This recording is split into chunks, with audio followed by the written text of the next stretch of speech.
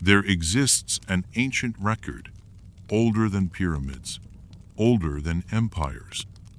A list, etched in clay, passed down through centuries by hands, now dust. It begins not with myth, but with memory. Not with men, but with kings. Kings who reigned for thousands of years. Kings said to have ruled before the Great Flood, when the heavens and the earth were still close. This is not merely a timeline, it is a sacred rhythm, a story of time itself, flowing through temples, through cities, through silence. Tonight, let us follow that rhythm. Let us step softly into the story of the Sumerian King List. Breathe deeply. Listen closely. The names you are about to hear are echoes from the very beginning. Long before the pyramids rose, before Babylon's towers touched the skies, and long before the scrolls of prophets were inked with divine messages, there was a land cradled between two great rivers. A place where the soil was rich and life was ruled by the ebb and flow of the waters. This land, Mesopotamia, gave rise to one of the first known civilizations, the Sumerians. Their cities, their myths, their gods, all etched into clay tablets left to be uncovered millennia, later beneath the sands of time. But among all the treasures they left behind, there exists a record unlike any other, a list that confounds scholars and fascinates seekers of hidden truths. It is called the Sumerian King List. This ancient document, inscribed in the cuneiform script of early scribes, recounts the rulers who governed the land in times long past. Stretching back into a history so distant, it seems to blur the boundary between myth and memory. The list begins with an astonishing phrase. After kingship descended from heaven, kingship was in Eridu, and thus begins a chronicle not merely of governance, but of divine right. A succession of rulers, many of whom were said to have reigned for thousands of years. These are not merely legendary figures. To the ancient Sumerians, they were real, appointed by the heavens, and their rule was part of a cosmic order. Eridu, the first city mentioned, is itself wrapped in mystery. It was believed to be the very first city founded by the gods, a place where the sacred mingled with the earthly. There, the first king Alulim is said to have ruled for an unimaginable 800 years. How are we to understand this? Can such reigns be taken literally? Or were the numbers symbolic, representing greatness beyond comprehension? Some have argued that the calendar system used by the Sumerians was different. Perhaps they measured time in moon cycles, or had a symbolic way of counting that elevated kings into semi-divine status. Others, however, see something more. A memory of an age when the rules of life and death were different, when gods and men walked the same earth and time moved at a different rhythm. Alulim was followed by Alalgar, who ruled for 36 years. Together, these two kings marked the beginning of the antediluvian, or pre-flood, period. This era, known for its immense lifespans, mirrors stories found in other ancient traditions. The biblical accounts of the patriarchs, Egyptian records of god-kings, and even Hindu texts that speak of yugas and timeless sages. The Sumerian King List weaves a tale that doesn't just chronicle rule, but suggests a descent of power, a gradual fall from an age of glory into the mortal time of ordinary men. After Eridu, kingship moved to Bad Tabira, then to Larak, Sippar, and finally to Shuruppak. Each city sheltering rulers with reigns of 800 years, 36, 0 years, 800 years. Patterns that repeat like echoes through the deep corridors of history. Then, the flood. The King List tells us the flood swept over. This line stands stark and silent, dividing the mythic time of gods and demigods from the historical reigns that follow. It echoes across cultures. Noah's flood, Utnapishtim's ark, tales of deluge in countless traditions. A cataclysm remembered not just in stories, but in layers of silt discovered in Mesopotamian cities. Something happened, something profound. The list resumes after the flood with a new kind of ruler, one who lives not for thousands of years, but for mere centuries or decades. Time had changed. Humanity had changed. But why would the ancient scribes record such enormous spans of rule? Was it a form of reverence?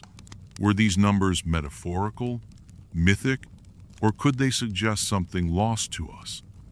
A forgotten understanding of time itself? Perhaps they speak of cycles, of ages that rise and fall like the floodwaters of the Tigris. The King List may be more than a historical record. It may be a map of forgotten epochs, each with its own logic, its own truth. As we delve deeper into its content, patterns begin to emerge. Themes of divine descent, loss of immortality, and the gradual compression of human life into smaller spans. The grandeur of those early kings lingers, challenging us to remember what the ancients never meant to forget. As the list continues beyond the flood, something begins to shift. The names remain powerful. The cities still resonate with divine echoes, but the years begin to shrink. The post-Diluvian kings, while still ancient by modern standards, no longer live for tens of thousands of years. The first king after the flood was Kish. The seat of power had moved. In Kish, Etana ruled, said to be the one who ascended to heaven and consolidated all the foreign lands. His reign lasted 560 years. Compared to the antediluvian monarchs, it seems modest, and yet even this number stretches beyond the realm of what we now consider possible. Etana's tale is preserved not just in the King List, but in a separate myth where he is described as a man chosen by the gods to retrieve the plant of birth from heaven. He soars on the back of an eagle, ascending through the layers of the sky, his journey echoing the archetype of the shaman, the seeker, the king who bridges worlds. Why was he included here, and why in this way? The lines between mythology and royal lineage blur again, as though the two were never meant to be separate. To rule was not only a political position, it was a spiritual mandate. As Kish passes into the hands of other kings, some names begin to fade, while others rise in prominence. Enmenbaragesi, for instance, is a significant figure. Unlike earlier kings, there is archaeological evidence suggesting his existence. His name was found on votive inscriptions, and this marks a turning point. We move from mythic memory into the hazy realm of proto-history, and yet, even here, the numbers remain astonishing. His reign was said to last 900 years. His son, Aga of Kish, appears in the Epic of Gilgamesh, a story that further binds the threads of legend and rule. This brings us to Gilgamesh himself, one of the most iconic figures of Mesopotamian literature. The King List names him as the fifth king of Uruk, ruling for 126 years. He is both king and hero, a man of great strength and insatiable yearning. His epic speaks of quests, of loss, of the desire for immortality, all themes that reflect a people grappling with the legacy of those who came before. Why did the gods no longer grant lifespans of millennia? Why was death now a certainty? Gilgamesh's story, while literary, echoes the spiritual undercurrent of the King List. Rulers were not simply administrators. They were intermediaries between heaven and earth. And yet, their reigns were shrinking, their lifespans bounded. The descent from divine time to human time is one of the great arcs of this text, a story not just of kings but of humanity itself. As the cities change, from Uruk to Ur, from Adab to Mari, we trace the slow unraveling of a sacred order. But with each new name, each new number, a hidden rhythm pulses beneath the surface. After the flood had swept over the land, resetting the clock of civilization, the text resumes with an air of reverence, as if acknowledging that the world had entered a new age, a time when divinity had not departed, but had retreated to higher planes, leaving behind echoes and memories etched into the stones of new cities. The King List tells us that kingship descended once more, this time to Kish, a city that would rise from the mud of the deluge like a lotus from sacred waters. Kish became the first post-diluvian seat of power, and with it came a new order of kings, rulers whose reigns, while still long by modern reckoning, no longer brushed the edges of eternity.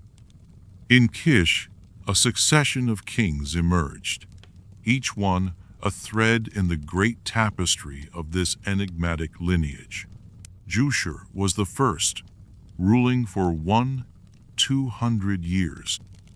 His name, like a whisper carried by wind through ancient reeds, opens the next era of the list. He was followed by Kulasinavel, who reigned for 960 years. These figures are silent beyond their names. No myths surround them. No great feats are recorded.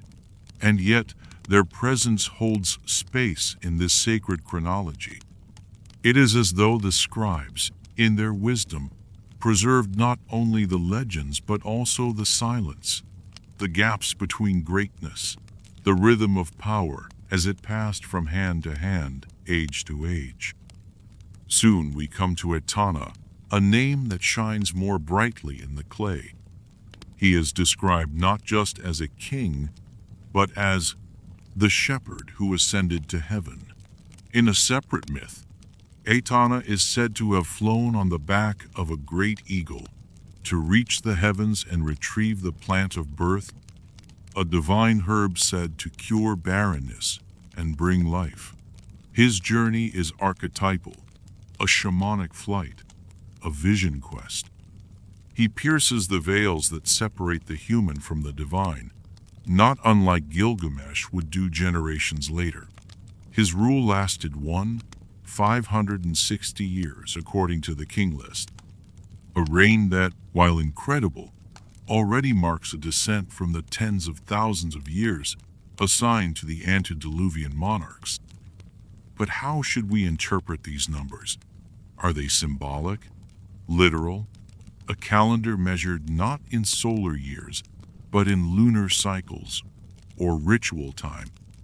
Or do they point toward a forgotten understanding of longevity, an era when life itself obeyed different laws? Some scholars argue that early rulers may have been deified ancestors, their reigns later exaggerated as a form of sacred memory. Others wonder whether these kings belong to a pre-cataclysmic civilization with knowledge or lifespans beyond our current grasp. The King List does not explain. It only offers calmly, methodically, the sequence of names and numbers, like beads on a rosary of time. As Kish's line continued, kings such as Bali and Menuna and Melam Kish came and went, each ruling for hundreds of years. The list flows like a slow river, punctuated occasionally by names of greater renown. One such figure is Enmebaragesi, whose name holds a unique distinction. Unlike many of the earlier kings, Enmebaragesi is considered historically attested. Archaeological discoveries have unearthed inscriptions bearing his name. Small pieces of votive objects that speak to a king who may have truly lived, not only in legend, but in flesh and deed.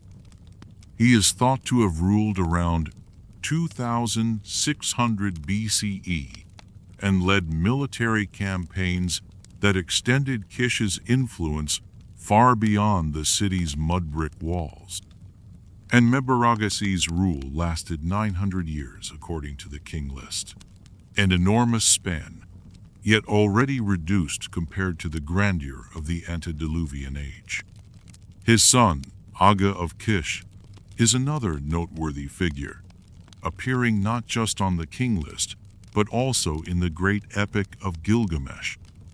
It is here that oral tradition and literary narrative begin to merge with royal genealogy, and the King List becomes not just a record, but a mirror reflecting mythology, poetry, and the longing for order in a shifting world. Uruk was the next city to hold kingship, the great walled city of Uruk, where writing was born, where temples rose like man-made mountains, where gods were worshipped in ziggurats of brick and blood and smoke. Its first great king after the flood was Meskiagashur, said to be the son of Utu, the sun god himself. His rule extended for 324 years. He was succeeded by Enmerkar, a ruler who looms large in Sumerian myth as the one who built Uruk's walls and sent emissaries to distant lands like Arata, seeking tribute and dominance. These stories hint at trade, diplomacy, and conflict, signs of a civilization already sophisticated and ambitious. Enmerkar's successor was Lugalbanda, the shepherd, who appears in other epic tales as a wise and mystical figure, a warrior blessed by gods and eventually deified.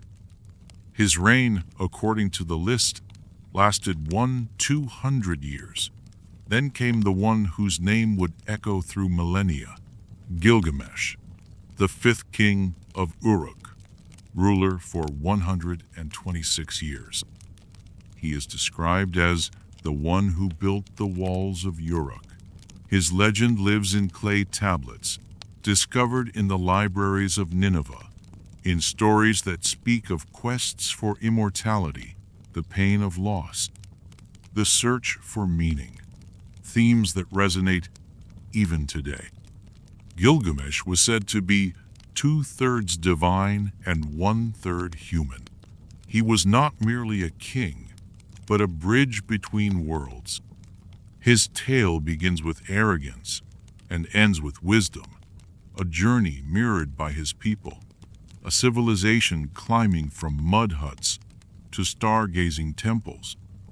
The King List, by placing Gilgamesh in a chain of rulers, grounds myth in chronology, tying the dreamer of eternal life to the ledger of kings.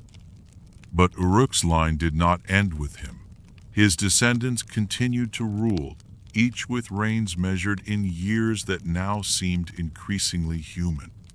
The transition from ages of divine rule to an age of mortal kings was complete, and yet the air of mystery never fully lifted. The numbers, the names, the subtle rhythms, all speak of something else, something ancient and sacred, now only glimpsed through the veil of time.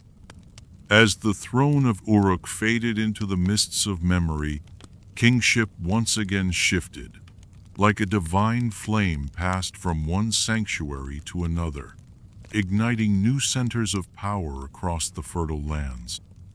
The next city to receive kingship, according to the ancient list, was a name that still resonates with archaeologists and mystics alike.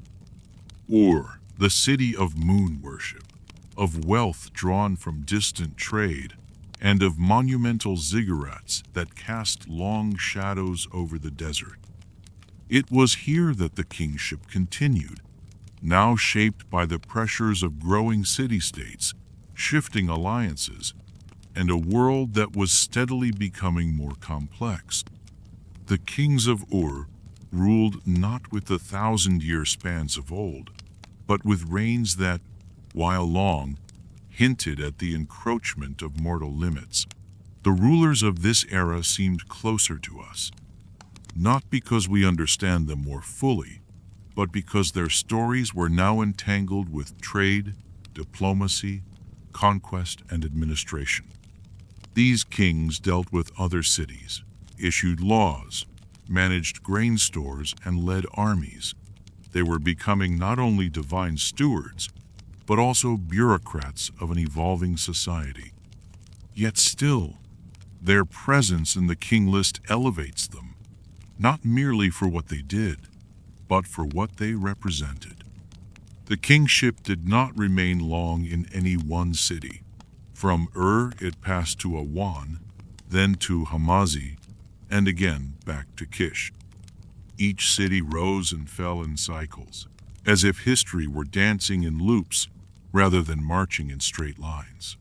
In Awan, 3 kings ruled for a combined 600 years. Their names are mostly lost, yet their place in the list persists, like whispers of forgotten dynasties whose temples now lie buried beneath unnamed hills. Hamazi's single king, Hadanesh, ruled for 360 years.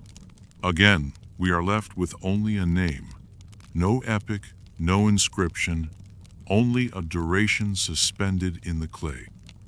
The return to Kish marked a kind of reaffirmation of that city's importance in early Sumerian imagination. New kings took the throne, including Soothe and Ur-Zababa.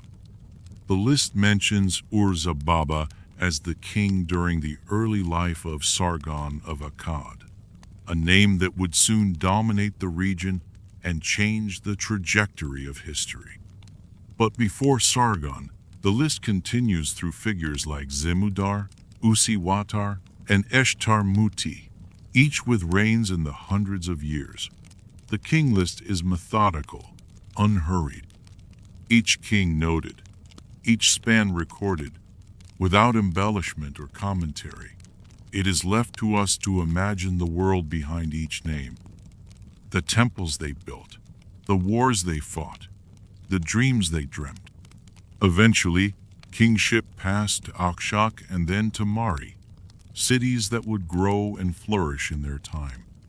Mari, located in the far northwest of Mesopotamia near the modern Syrian border, was especially known for its splendor.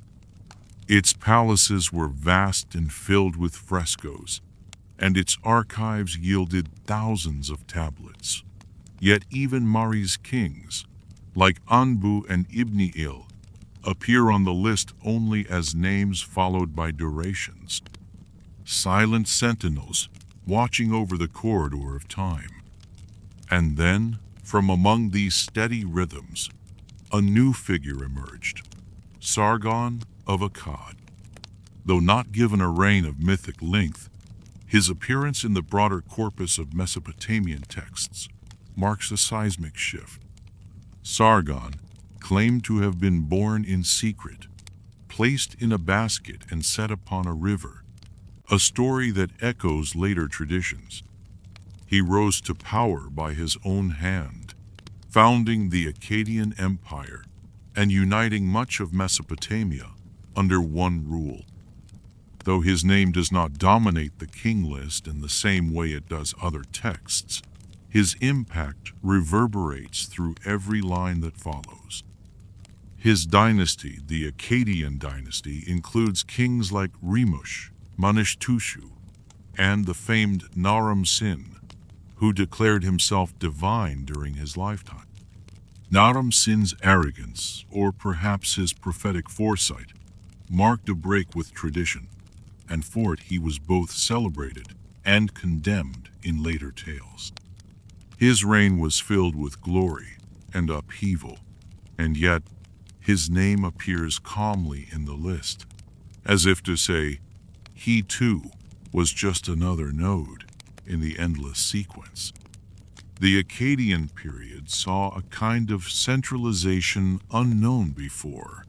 Writing flourished, administration expanded, and divine kingship took on new meaning. But the empire would fall, as all empires do. Gutian invaders swept down from the mountains, and kingship passed into what the king list calls the Gutian dynasty. The Gutians, often depicted as wild and unruly, were said to have ruled for a period marked by decline and chaos. Yet even they were given space in the list, with rulers like Yarlagab and Ibate given reigns of 7, 5, or even just 3 years. A stark contrast to the millennia of old. Was this a sign of the times? A reflection that human order had frayed, and kingship no longer shone with the same divine light? Or was it simply a historical note? A factual shift from grand myth to daily reality? The Gutian kings fade as quickly as they rise, and soon the sacred throne would move once again. Would rise anew, this time more splendid than ever, heralding the third dynasty of the so-called Neo-Sumerian Renaissance. Under kings like Ur-Nammu and Shulgi, the Sumerian language was revived. Temples were rebuilt, and law codes inscribed in stone. The king list notes these kings with more human reigns. Shulgi ruled for 48 years, and yet in other inscriptions he claims to have been divine, to have run from Nippur to Ur and back in a single day. The tension between myth and reality never ceased. It only shifted form. Through all of this, the king list remains steady, unwavering. It lists and moves on. It is not concerned with commentary or explanation. It is a thread pulled straight through the fabric of ages, tying together the impossible and the mundane, inviting us to look not only at the kings, but at the passage of time itself. With the fall of the Gutians and the rise of Ur's third dynasty, we enter one of the most luminous periods in Sumerian history. A brief renaissance, a resurgence of divine order after the shadows of foreign rule. The king list, in its terse manner, moves from chaos to renewal without drama, simply noting the next line of kings, as though inevitability itself guided their coming. It is here that Ur-Nammu appears, a name that echoes not only in royal records, but in the very architecture of Mesopotamia.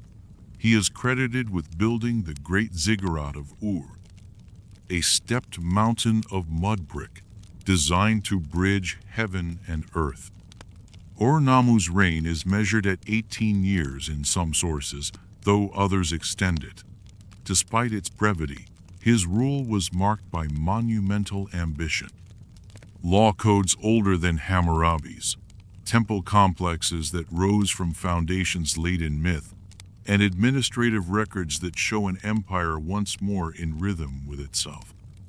His son Shulgi followed, ruling for 48 years, Shulgi's inscriptions describe him not merely as a king, but as a divine being, swift-footed, wise, and beloved of the gods.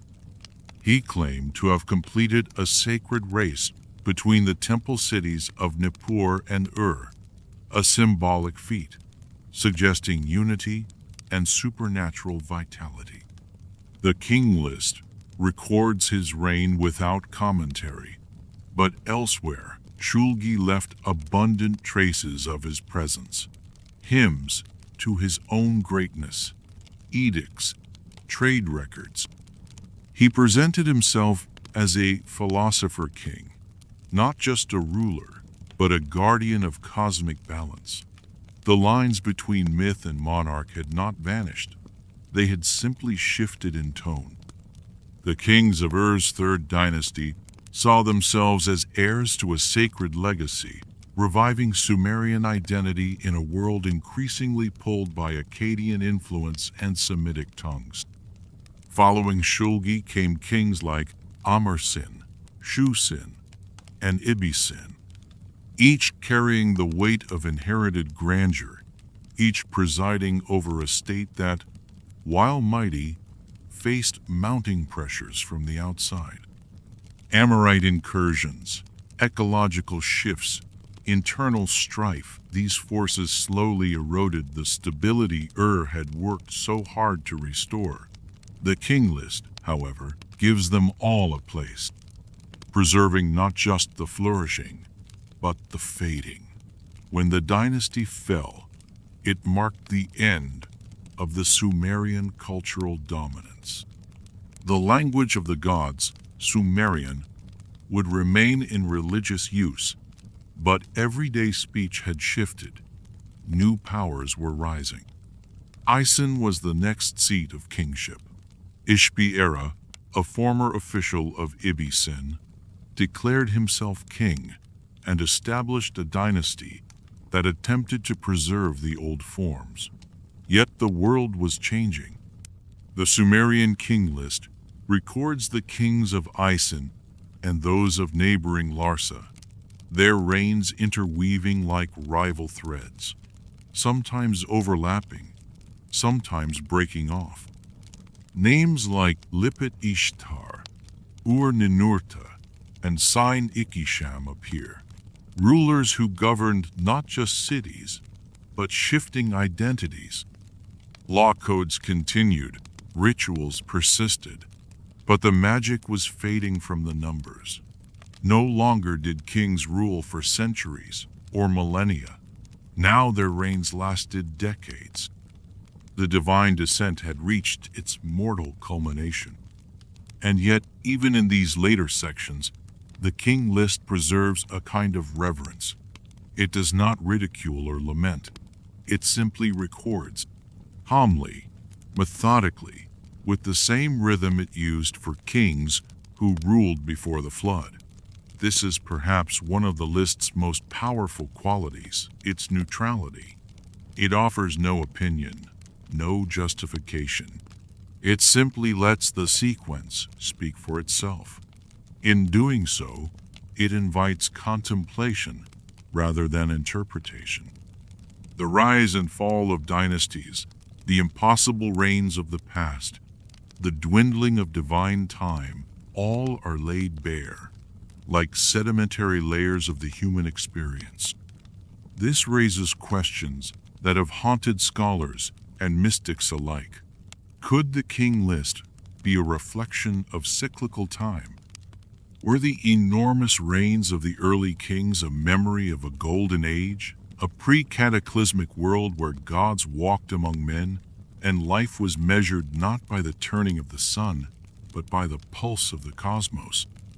Perhaps the descent from thousands of years to mere decades marks not just a loss of longevity, but a loss of connection, a slow forgetting of something once known and deeply felt. As writing evolved, as administration grew, as politics replaced myth, perhaps something essential slipped away. And yet, the list endures. Found in copies spanning over 1,000 years, the King List was copied, adapted, and referenced across generations. From the scribes of Nippur to the libraries of Ashurbanipal, its presence was maintained. Why?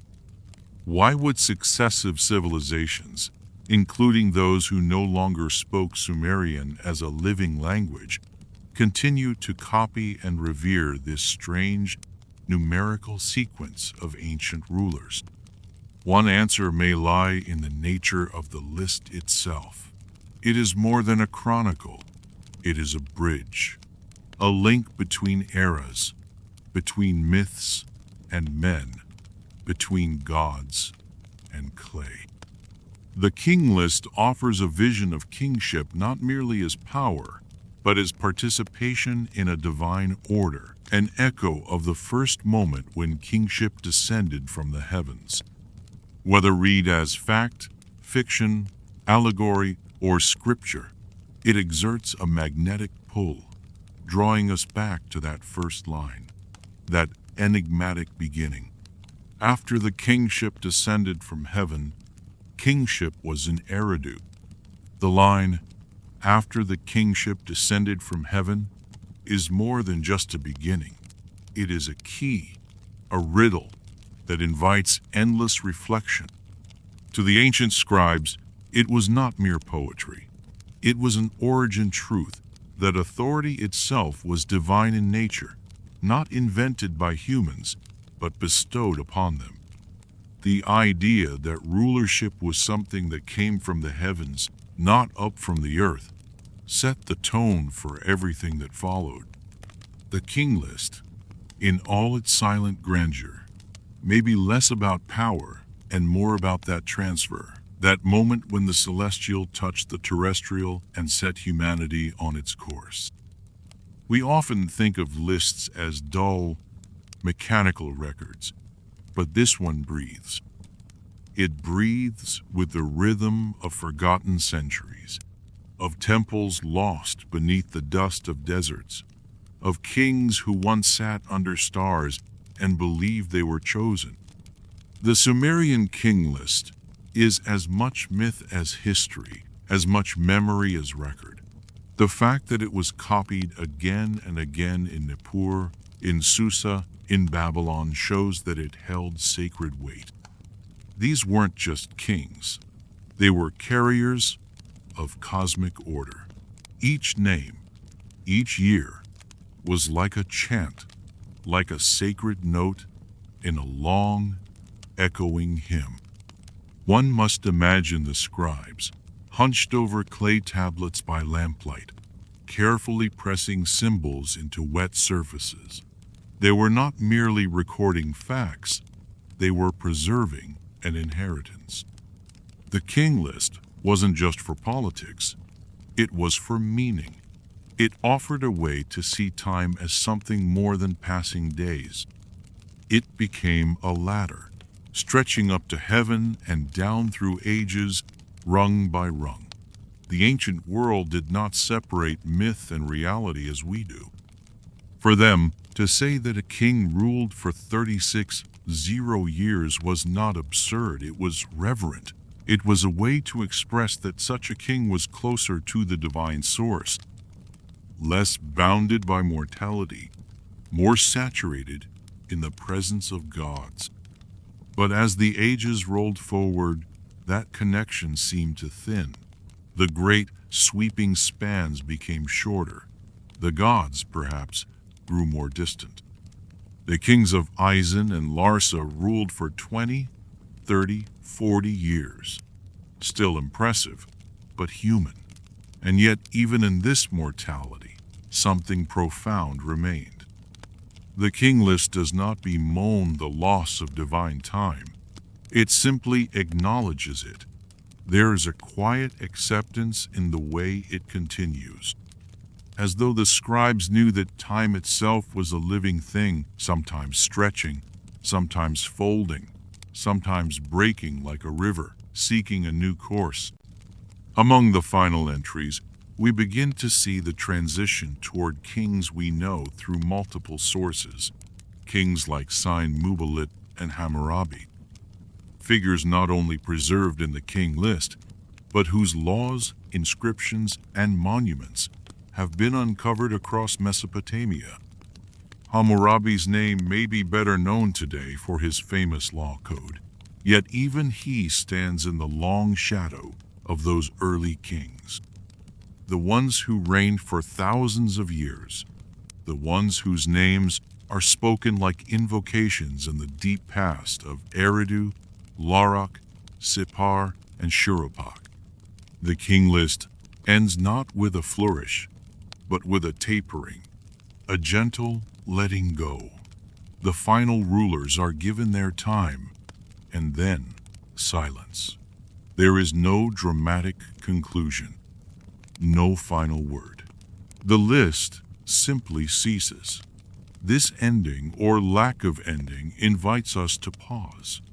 It suggests that kingship, like time, is cyclical, that even when it fades, it waits to return, that perhaps one day, when the world is ready, kingship might again descend from heaven, or perhaps it never stopped. Perhaps we simply stopped noticing. In the end, the Sumerian King List is not a chronicle to be solved, but a meditation to be entered. It is a temple made of names and numbers, a ziggurat of memory stretching back to the mists before time was measured in clocks.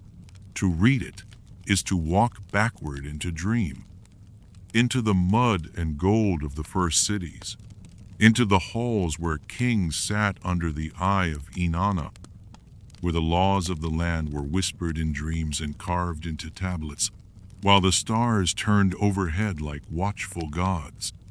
It is a legacy not of dominion, but of remembrance. These kings, whether they lived or ruled as written, now belong to something larger.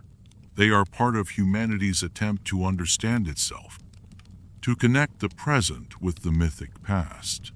The list is not merely a document, it is a vessel, carrying the weight of an ancient truth across the ages. It asks us not just who ruled, but why rule existed at all. Not just how long they reigned, but whether we too are still living under the echo of that first divine kingship, whether time itself still remembers. To reflect upon the King List is to reflect upon time itself, not the ticking clock or the turning of calendar pages, but time as it was once understood as sacred, layered, cyclical, and filled with the breath of divine rhythms. Each ruler on the list is not just a name. They are timekeepers of forgotten epochs, living boundary stones between ages. And though their numbers seem impossible to us reigns of 28, 800 years, 36, 0 years, 21, 0 years, these were not mere exaggerations or errors of mathematics. They were expressions of magnitude, of greatness, too vast to compress into the narrow confines of mortal reckoning. Consider the antediluvian kings again, those who ruled before the flood. Alulim, the first king of Eridu, ruled for 800 years. He is not remembered for battles or policies, but for his position, the very first to receive kingship from the heavens. Alalgar ruled next for 36 years. These kings are the echoes of a time when divine presence was constant, when the veil between worlds had not yet thickened, and when kingship was not merely leadership, but a channel, a living axis connecting the sacred above with the soil below. The cities they ruled, Eridu, Bad-Tibira, Uruk, Sippar, Shuruppak, are no longer bustling capitals. They exist now in layers of earth, their stones crumbled and reclaimed by dust and wind. Yet in the King List, they endure. They are preserved in sequence. like sacred stations along a pilgrimage route. The kings who ruled them En-men Lu-ana, En-men Gal-ana, Dumuzid the shepherd each held reigns of 21, 0 years or more. These are numbers we cannot comprehend with linear logic, but perhaps they were never meant to be counted, only contemplated. Dumuzid the shepherd is of particular note. He is not only named in the King List but appears in Sumerian myth and liturgy. He is associated with fertility, with seasonal cycles, and with death and rebirth. He is the consort of Inanna, goddess of love and war. His story, like the King List itself, is deeply tied to rhythm, to descent and return, to sacred roles that move through time in spirals, not straight lines. His kingship, recorded as lasting 36, 0 years, may well be symbolic of eternal return, of the undying spirit of the land, which sleeps and awakens again and again. Then, suddenly the list declares that the flood swept over. This single line is like a chasm, a great silent rift that divides myth from memory, immortality from mortality. The flood is not described, nor are its causes or consequences. It is simply there, a moment of cleansing, of destruction, of reset. It is a motif found across cultures. The biblical flood of Noah, the deluge of Utnapishtim in the Epic of Gilgamesh, the inundations described in Hindu and Mesoamerican texts. Perhaps it marks not just a physical event, but a transition of consciousness from a time of gods to a time of men. After the flood, kingship once again descends from heaven, but something has changed. The numbers, while still remarkable, begin to shrink. Kings rule for centuries, not millennia. The divine flame still flickers, but more distantly. The city of Kish receives kingship, and with it comes a new pattern. A succession of rulers whose reigns still bear the mark of divinity, but whose names are starting to blend into historical possibility. The first king of post-flood Kish is Jushur, who reigns for 200 years. Then Kulasinabel for 960 years. Nangishlishma follows, ruling for 670. The list continues, name after name, a slow descent into the realm of what we might call history. But even now, these kings are enveloped in silence. Their deeds are unknown. They are not remembered for law or conquest. Instead, they stand in a sacred silence, placeholders of power between the gods and the dust. Etana comes later, and with him, the myths return. He is called the one who ascended to heaven. His story is filled with divine assistance, flight, and visions of the heavenly realms. He is a bridge, once again, between earth and sky. The plant he seeks, the plant of birth, is symbolic, perhaps, of renewal, fertility, or the longing to restore something lost in the flood. His rule of 560 years is vast, but still humanized. His legend shows that even as the divine ages faded, humanity continued to reach upward, searching for what had been taken. The King List does not pause to reflect on these transitions. It is steady, impartial. It does not linger on nostalgia. It simply moves forward. Each king, each city, another step on the long path of human time. But the reader or the listener cannot help but feel the weight of what's been lost. The list becomes not just a record, but a lament, a poem of forgetting, a sequence of diminishing echoes. Yet even in decline, there is something sacred. For in the shrinking numbers, in the fading grandeur, we find ourselves. The ancient kings may be gone, their palaces in ruin, their gods forgotten by name, but the rhythm continues, the idea persists, the memory endures. And so, the king list rolls on, toward cities like Uruk and Ur, toward names like Lugalbanda and Gilgamesh, toward a world that begins to look more like ours, 1 foot in myth, 1 in history. And always at its heart, the quiet question lingers. Did kingship truly descend from heaven? And if so, have we forgotten how to look up? As the thread of kingship winds onward, we come to the city of Uruk, a name carved into the very foundations of civilization. Uruk was not merely a city. It was a symbol, a beacon of order, writing, and divine presence. To speak of Uruk is to speak of beginnings. It is the place where writing was born, where monumental temples rose to honor gods whose names are still whispered in academic halls and spiritual circles.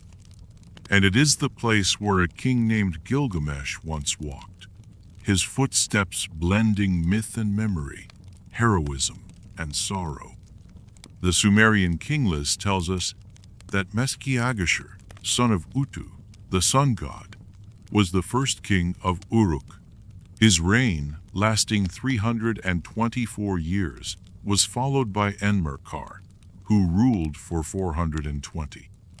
Enmerkar is a figure cloaked in legend, a builder, a magician, a bringer of order.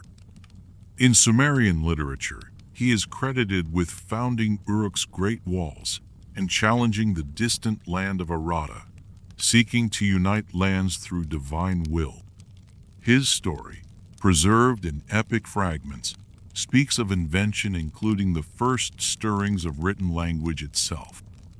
In him, we see a reflection of an age trying to define itself, to stabilize power through something more lasting than stone, the written word. Next came Lugalbanda, known as the Shepherd, who ruled for 200 years. In myth, he is described not just as a king, but as a hero of divine favor, one who, abandoned in a distant mountain pass, receives guidance and mystical visions. His tale is dreamlike. He fasts, he prays, he encounters strange spirits, and returns not with vengeance, but with peace in his heart. Lugalbanda is also known as the father of Gilgamesh. Whether this lineage is literal or symbolic, it serves to link the human world to the world of myth once more, binding generations not just by blood, but by narrative. And then, Gilgamesh. His name marks a turning point in the king list and in the story of kingship itself. His reign is listed as 126 years, a span modest compared to those who came before, but monumental in what it represents. Gilgamesh is not simply a name on a tablet. He is the star of an epic one, of the earliest surviving works of literature. In it, he is a warrior, a builder, a seeker, and above all, a man who confronts mortality. Unlike the early kings, who ruled without question, Gilgamesh questions everything. He seeks immortality not through conquest, but through understanding. His journey to the ends of the earth, his grief for Enkidu, his confrontation with death, these are human struggles dressed in mythic garb. Gilgamesh's rule, though finite, resonates eternally.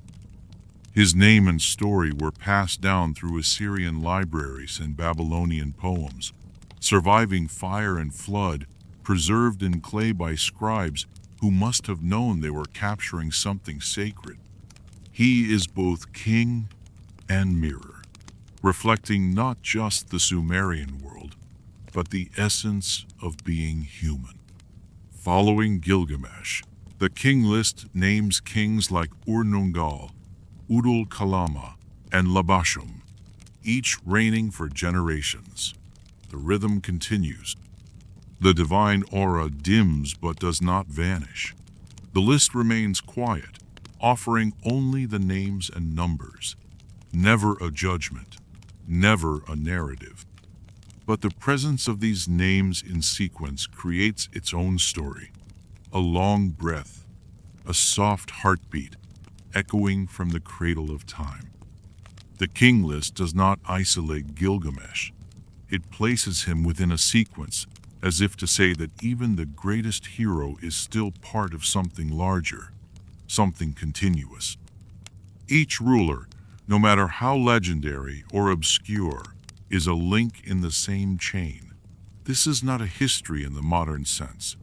It is something deeper. A litany, a recitation of power passed from city to city, from age to age. Each line inscribed in clay is a prayer to permanence, even as the cities themselves crumble into sand. As the kings of Uruk give way to those of Ur, Adab, and Mari, we begin to sense the shifting of eras. The sacred is giving way to the strategic. Kings still build temples, still claim divine favor, but they are also issuing laws, organizing armies, and managing the complexities of empire. The sacred flame is not extinguished, it is simply becoming part of the machinery of civilization. Yet the king list continues to honor the sequence. It does not dwell on achievements or failures. It does not embellish or interpret. It simply states, one after another, names and years. And in that silence, there is a kind of reverence, as though the scribes understood that no king, no matter how great, can outshine the totality of kingship itself. Time in the king list does not behave as we expect it to. It stretches and contracts. It loops and descends. The early kings are titans, the later kings administrators, but all of them are included. There is no hierarchy of memory here, only a sacred rhythm. The king list reminds us that history is not merely made of events. It is made of presence, of continuity, of breath that moves through generations like wind through reeds.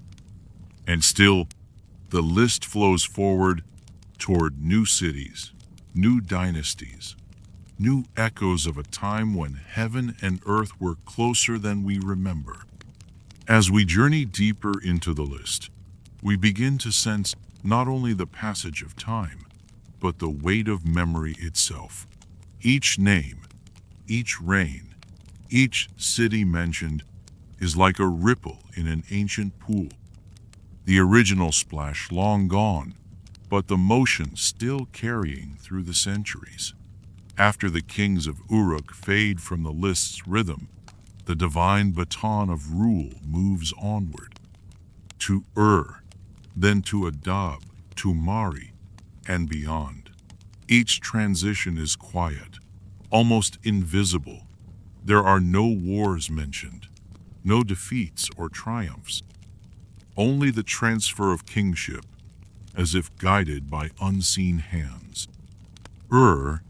Rising again to claim kingship, becomes a city not only of sacred moon worship, but of stability and reflection. Kings like Mesh-Ane-Pada emerge from its temples, their names preserved with reverence. Mesh-Ane-Pada ruled for 80 years. His name appears not only in the king list, but also on votive artifacts unearthed from the very ruins of Ur. This lends a kind of gravity to his presence. He is no longer just a figure whispered in clay. but one whose life brushed against the material world, leaving physical offerings to gods now long silent. These artifacts are small, cones, bowls, and beads, etched with praise and devotion, but their meaning is vast. They remind us that kingship, for the Sumerians, was not only about governance. It was about service to the divine order. A king was a steward of cosmic balance, a mediator between the divine and the human. His temple offerings were not symbols of wealth, but of submission, a recognition that power itself came from a higher place. After kingship passed to Adab, a city whose name may sound faint, but which once housed scholars, scribes, and poets. From Adab came Lugal-an-Mundu, said to have ruled for 90 years. Later, legends would describe him as a conqueror of wide lands, a unifier of distant regions. Whether these tales are historically grounded or mythically enhanced matters little. What matters is the way the King List continues to include him, folding his reign into the great continuity. And then, Mari, a city located far to the northwest, near the Euphrates, now within modern Syria. Its inclusion in the King List shows just how expansive the idea of Sumerian kingship had become, a concept that transcended even geographical bounds. Mari's kings, including Anbu and his descendants, are given reigns of decades, not centuries. Still, their place in the list affirms their role in the broader divine plan. In the King List, every city that receives kingship becomes, for a time, the center of the cosmos. These silent cities, Adab, Mari, Akshak, were once full of life. Their streets bustled, their temples glowed with sacred fires. Their walls stood strong against wind and time. Now they are hushed, buried beneath layers of soil, forgotten by most. But in the King List, they live on. Their names are remembered. And in that memory, we are reminded that permanence does not always require stone. Sometimes, it is found in the careful marks of a scribe's stylus, pressed gently into clay. And, from Mari, the list continues. To Kish, again. The city returns like a refrain in a chant, a sacred rhythm revisited. Kish appears throughout the King List more than any other city. It is as if Kish was the spiritual compass, the point to which kingship always returns when the world is in need of balance. Its many dynasties echo across the tablets. Some kings rule for hundreds of years, others for a single year. The variance is sharp, but the inclusion is firm. All are part of the whole. Among these returning kings of Kish is Kubaba, a woman and the only female ruler mentioned in the entire list. She is said to have been a tavern keeper before ascending to kingship. Her reign lasted 100 years. Though the details of her rise are lost in legend, her presence in the list is profound. In a world dominated by male rulers, her name stands out, not as an anomaly, but as a sacred acknowledgement that kingship, divine as it was, could move through any vessel chosen by the heavens. Kubaba's inclusion reminds us that the King List is not simply a chronology. It is a reflection of belief, a document meant to preserve a worldview where kingship is a divine current, flowing through cities, families, and even unlikely individuals, always carrying the thread of sacred authority forward. Her dynasty would later become the powerful Third Dynasty of Kish, adding further layers to her significance. From Kish, kingship would wander again, moving from city to city, each place rising for a time, then falling. But it is not a fall in disgrace. Rather, it is a yielding, a passing of the torch. In this way, the King List mirrors the cycle of life and time itself. No reign is eternal, no city forever supreme. Power shifts, glory fades, but the memory remains, and that memory is what the King List preserves with such quiet devotion. The scribe does not comment. He does not marvel at the longevity of rulers, nor grieve their passing. He simply records, with care and reverence, as though aware that he is participating in something larger than writing, something eternal, a keeper of time, a guardian of divine order. And still, the list flows on.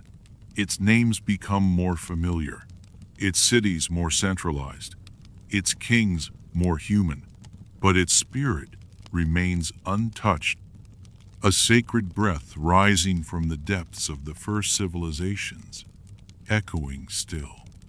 As the sacred record moves forward, the kingships continue their dance between cities, like echoes of an ancient song, each city rising for a time, then gracefully stepping aside for the next, as though all understood their roles in a larger cosmic play. The torch of divine authority moves to Akshak, where 6 kings are listed.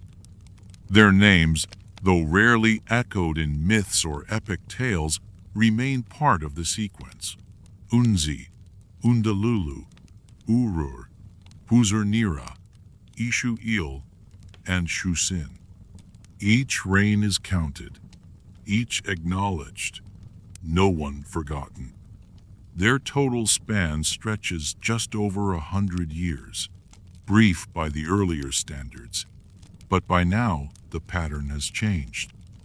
The King List, while still preserving enormous numbers for some, is increasingly grounded in spans we can comprehend, a reflection, perhaps, of the world settling into rhythm with its own humanity. And yet, even as the years shrink, the mystique does not. Each entry feels like a breath held in time, a record that transcends the ruler it names. Kingship then shifts again, this time to Kish. Once more, Kish appears like a sacred refrain in the King List, always returning, always receiving the mantle. The city seems to function as a spiritual anchor, a home to kingship when the world is in transition.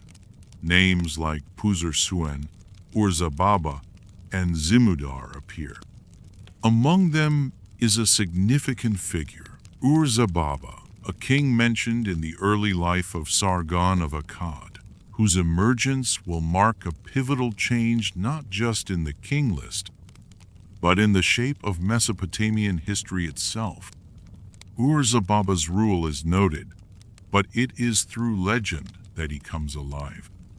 In the Sumerian account of Sargon's rise, Urzababa plays the role of the insecure monarch, one who senses danger in Sargon, then his cupbearer. The story blends fate, jealousy, and divine will. Sargon, chosen by the goddess Inanna, would rise from humble origins to shape an empire. Whether these tales were myth, memory, or something in between, they show how kingship was not simply passed by lineage, but was also bound to celestial favor. The gods chose, and fate obeyed. Following this phase, the King List introduces the Akkadian dynasty, beginning with Sargon himself, known also as Sarukin, the true king. His reign is listed at 56 years. Though brief compared to the kings before him, Sargon's impact would be felt across all of Mesopotamia and beyond. He forged the first known empire in recorded history, stretching from the Persian Gulf to the Mediterranean Sea. The King List includes him, but offers no special detail. It treats him as it treats all: a name, a duration, a piece of the sacred continuum. But outside the list, Sargon is legend, born of unknown parentage, set adrift in a basket upon the river, found and raised by a gardener. His story mirrors other great figures of ancient tradition, from Moses to Romulus. He is the self-made king, the divinely favored child of destiny. Under his rule, Akkad rose, its language became dominant, and its military campaigns reshaped the political map. His daughter, Enheduanna, became the world's first known named author, a high priestess and poet, whose hymns to Inanna survive to this day. Sargon's sons, Rimush and Manishtushu, continued his line. The King List records them, along with Naram-Sin, one of the most powerful and controversial rulers of the Akkadian Empire. Naram-Sin declared himself a god, a living deity among men, and had inscriptions carved to show him wearing the horned crown reserved for the divine. His reign, listed at 36 years, was filled with military conquest and grand building projects. Yet his deification disturbed many, and later traditions would blame his hubris for the downfall of Akkad. And indeed, following Naram-Sin, the empire began to unravel. Invasions by the Gutians, internal strife, and environmental decline all played a part. The King List marks the fall not with drama, but with silence. It transitions to the Gutian dynasty, a list of rulers whose names are strange and unfamiliar: Yarlagab, Ibate, Yarlaganda, and others. Their reigns are short, their presence often portrayed in later texts as dark or chaotic. The Sumerians saw them as a time of decline, a disruption of order. Yet the King List includes them all. It does not discriminate between glory and ruin. Every king, every dynasty is recorded with the same calm, as if the list itself exists beyond judgment. It is not a celebration. It is not a lament. It is a record of time as it passed through the hands of men, no matter how turbulent or obscure. This impartiality is part of what gives the list its power. It does not rewrite the past. It does not erase the uncomfortable. It simply preserves. And in doing so, it offers a kind of forgiveness, a recognition that all are part of the flow. Even the Gutians, reviled in legend, are part of the sacred tapestry. Even the kings whose names were forgotten by all but clay. As the Gutian line ends, the King List notes a return to order. The city of Ur rises again, heralding the Third Dynasty and the Neo-Sumerian revival. With Ur-Nammu and his successors, a new chapter begins, one that seeks not to erase the past, but to reclaim its sacred rhythm. And still, the list flows on. The return of kingship to Ur marked not only a political revival, but a spiritual recentering, a reaching back toward the golden past, an attempt to restore the broken connection between humanity and the divine.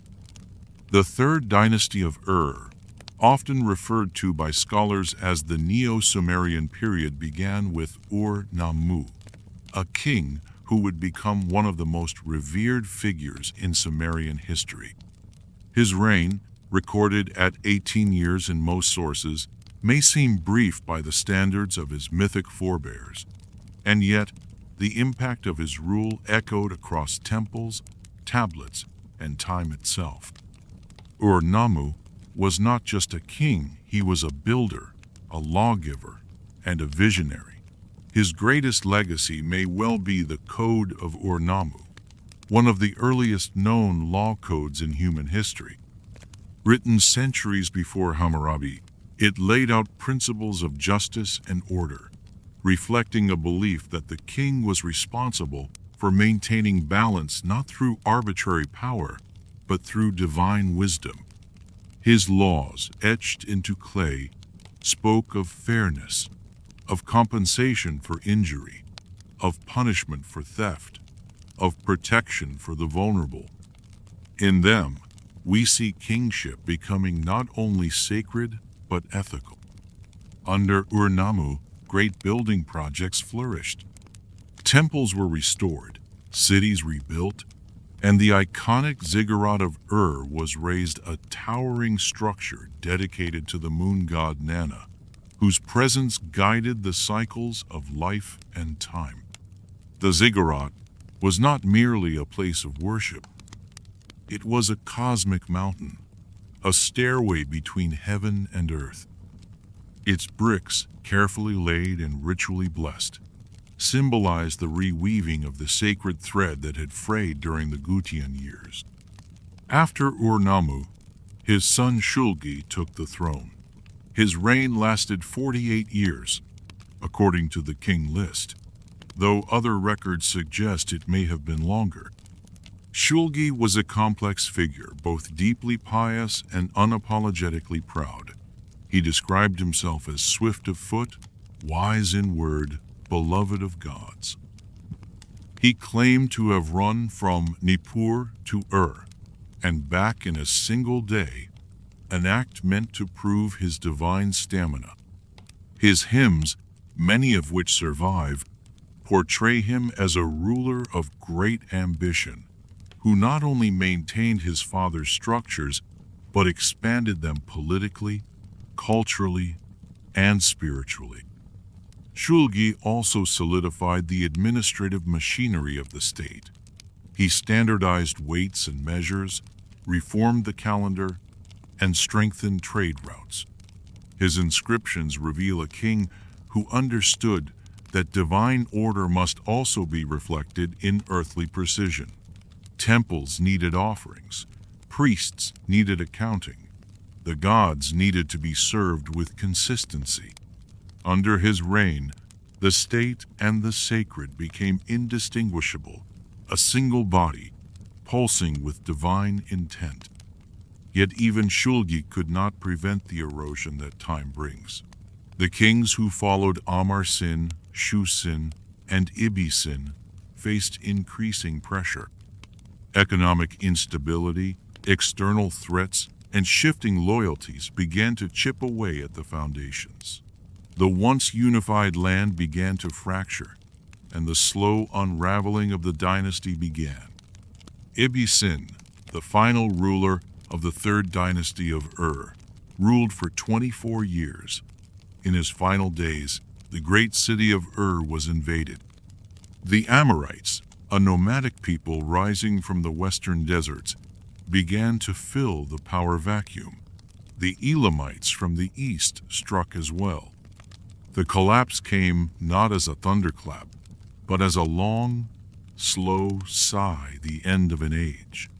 The King List records these reigns without flourish, no sorrow, no elegy, just the names, just the numbers. And yet, even in collapse, something remains.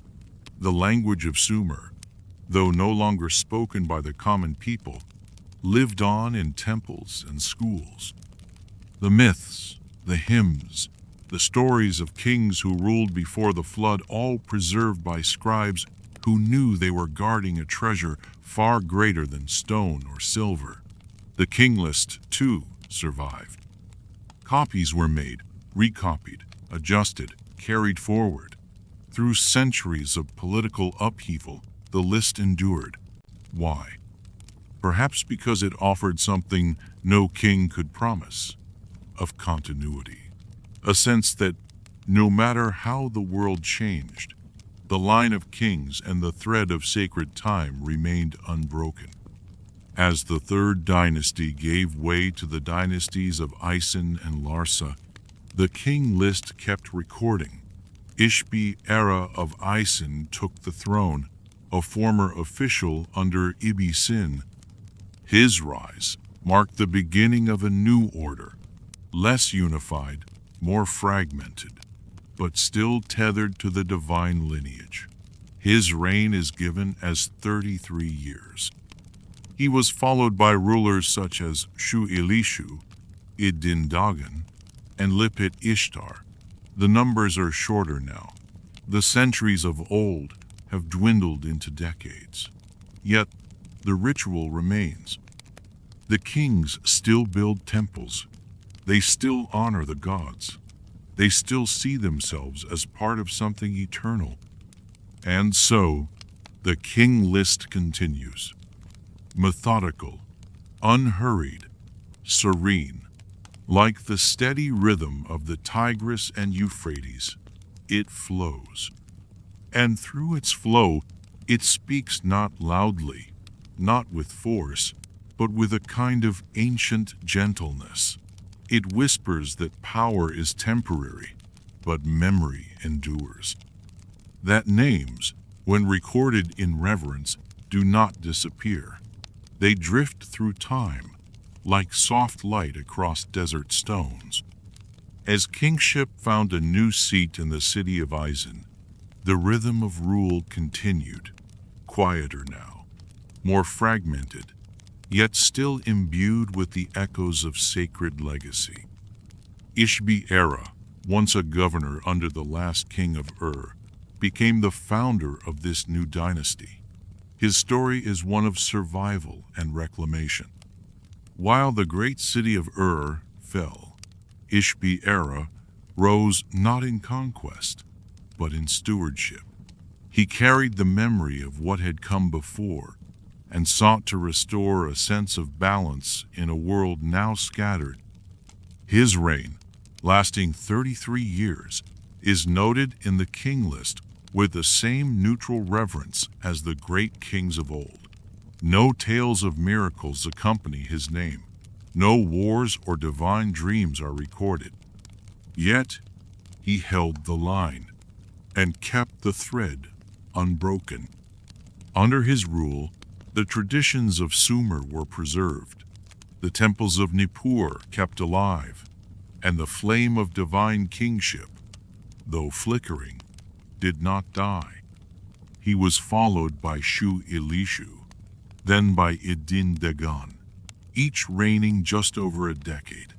These kings, though their names are less known, appear in hymns and rituals that show their devotion.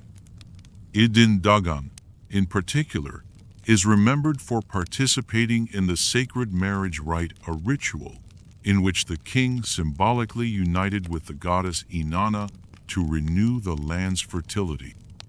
This rite, ancient even in his time, was a living memory of the bond between ruler and realm, between heaven and earth. As we move through the Isin dynasty, the reigns grow shorter, the influence more regional. Yet the king list continues to count them, never turning away from the kings who held the sacred role even in the midst of political instability. The kingship passed through figures like Ishme-Dagan, Lipit-Ishtar, or Ninurta, each name a soft chime in the long melody of time. Lipit-Ishtar, ruling for 11 years, left behind a law code, an echo of Ur-Nammu's wisdom. His code, like his predecessors, reveals a vision of kingship not as dominion, but as divine responsibility, justice, protection, the balancing of weights and measures. These were not merely administrative tasks. They were sacred duties. To govern the people was to participate in the harmony of the cosmos. Every decision, every decree, was a reflection of how well the king aligned with the divine order. But as Isin carried forward the legacy of another power was rising. To the south, the city of Larsa began to assert itself. Its kings were ambitious, its temples vibrant. The King List records these rival dynasties with quiet precision, not favoring one over the other. It includes the kings of Larsa, Naplanum, Emesum, Samium, each reign marked by decades of influence and devotion. This dual record tells us that the list is not merely a history of empire, but a chronicle of sacred legitimacy. Wherever kingship found a home, whether in a mighty capital or a modest shrine, it was recorded. Larsa's most famous ruler was Rimsin I, who would later be recorded with a reign of over 60 years, one of the longest among historical rulers. His time saw a flourishing of infrastructure, trade, and religious patronage. He was not a mythic figure, yet his presence in the King List stands shoulder to shoulder with kings who were remembered as divine. In this way, the list flattens hierarchy, reminding us that all rulers, however different indeed, shared a role in the divine cycle. As the Isin and Larsa period continued, the land saw shifting alliances, border skirmishes, and waves of change. The world was moving, and yet the King List does not show restlessness. It remains still. It simply notes, then kingship was taken to Larsa, then to Babylon. Each transition is a passing of breath, a quiet exhale, no judgment, only continuity. Babylon. Here, the story deepens. Though not yet at the center of power, the city's name begins to whisper through the clay. In time, it will roar. But for now, it waits in the background, watching. The King List does not hurry. It follows the flow of rule like a river follows the land, turning when needed, slowing when necessary, never forcing its path. It teaches through its silence. It does not need to explain why a king ruled, or how long is too long. It simply records. And through that quiet act, it invites us to listen more closely, to feel the passage of time not as noise, but as rhythm. For those who lived in this world, the King List was more than a ledger. It was a lifeline connecting the present to the sacred past. It reminded them that they were not alone, that they stood at the end of a long chain, forged by divine will, bound by sacred duty.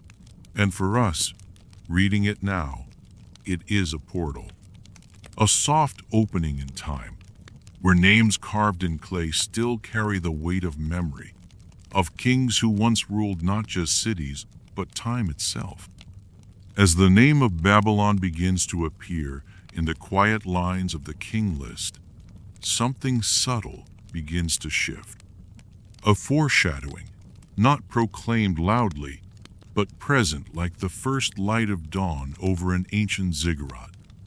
Babylon, still small compared to the great cities that preceded it, was beginning to gather its strength. The King List does not yet exalt it, but it acknowledges its presence, patiently, as if understanding that this city's time was coming. Before Babylon would rise, the land continued to move under the feet of shifting dynasties. Isin still held a flicker of power. Larsa grew bold. The old gods were still worshipped, but new centers of devotion began to appear. The spiritual geography was evolving. In this era, kingship was no longer the fixed flame it had once been. It was a torch, passed quickly, sometimes desperately from hand to hand. And yet, the list continues. Names like Sinikisham, Sina-Arabam, and Kudur-Mabuk emerge rulers of Larsa, each adding a chapter to the ever-expanding scroll of time. Kudur-Mabuk, although not king himself, was the father of Waradsin and Rimsin I, and a powerful Amorite leader who left a mark on the region. The Amorites, once outsiders, were now deeply embedded in the Sumerian world. They took on its gods, its language, and most importantly, its legacy of kingship. In the King List, there is no distinction between native Sumerians and adopted dynasties. What matters is not origin, but participation in the sacred line. Rim-Sin I, who followed Warid-Sin, reigned for an astonishing 61 years. During his rule, Larsa reached its zenith. He restored temples, funded scribal schools, and extended influence across the south. Though later defeated by Babylon, Rim-Sin's legacy endured his long reign, a final flowering before the world shifted once again. His presence in the list is quiet, but his shadow is long. He is one of the last rulers in the tradition that began with kings who reigned for tens of thousands of years, the last to be surrounded by the air of sacred continuity before the coming of empire. And then the list finally turns its full gaze to Babylon, the city that would become the navel of Mesopotamian power, a place whose name would echo through centuries of myth, theology, and memory. The King List marks the beginning of Babylon's rise, with a ruler named Sumu-Abum, followed by Sumu-La'el, Sabium, and Apil-Sin, kings of modest power compared to what the city would become. Yet their inclusion is vital. They mark the beginning of a new thread, a different rhythm. The great name Hammurabi was still to come, but even before him, the scribes were preparing the way, tracing the lineage as carefully as they had traced the ancient kings of Eridu and Kish. Babylon was becoming the center, and the King List would carry that torch forward, just as it had done for the cities before. When Hammurabi of Babylon finally appears in the record, his name is not adorned with celestial titles or miracle tales. The King List, consistent in its humility, gives him the same treatment it gave Alulim of Eridu and Gilgamesh of Uruk, a name and a span. Yet what that name represents goes far beyond the space it occupies on clay. Hammurabi ruled for 43 years, and within those decades, he transformed Babylon from a city among many into the singular heart of Mesopotamia. His legacy is most famously captured in the Stele of Laws, the Code of Hammurabi. Etched into basalt, crowned with an image of the king receiving authority from Shamash, the god of justice, the code is not just a legal document, it is a spiritual vision of society. Justice, balance, and divine order were no longer abstract ideals. They were rules carved in stone, placed in temples, read aloud to the people. Hammurabi stood not only as ruler, but as shepherd and judge, a guardian of both flesh and spirit. Yet in the King List, none of this is told. There is no praise, no elaboration, just the quiet acknowledgement that he reigned. This silence is not emptiness, it is reverence. It trusts the listener to feel the weight of what lies beneath the name. After Hammurabi, kings like Samsu-Iluna, Abi-Eshu, and Amiditana continued the line. Their reigns, though less remembered, carried forward the legacy, stabilizing the kingdom, expanding temples, and holding back waves of foreign pressure. The world was becoming more crowded, the balance harder to maintain, but the King List does not concern itself with difficulty. It simply continues, each king entering the line like a verse in an endless song. With each passing name, The list becomes more than a record. It becomes a reflection of memory itself. Memory, like the King List, does not hold on to every detail. It lets most of the noise fall away. What remains are names, durations, and a sense of presence.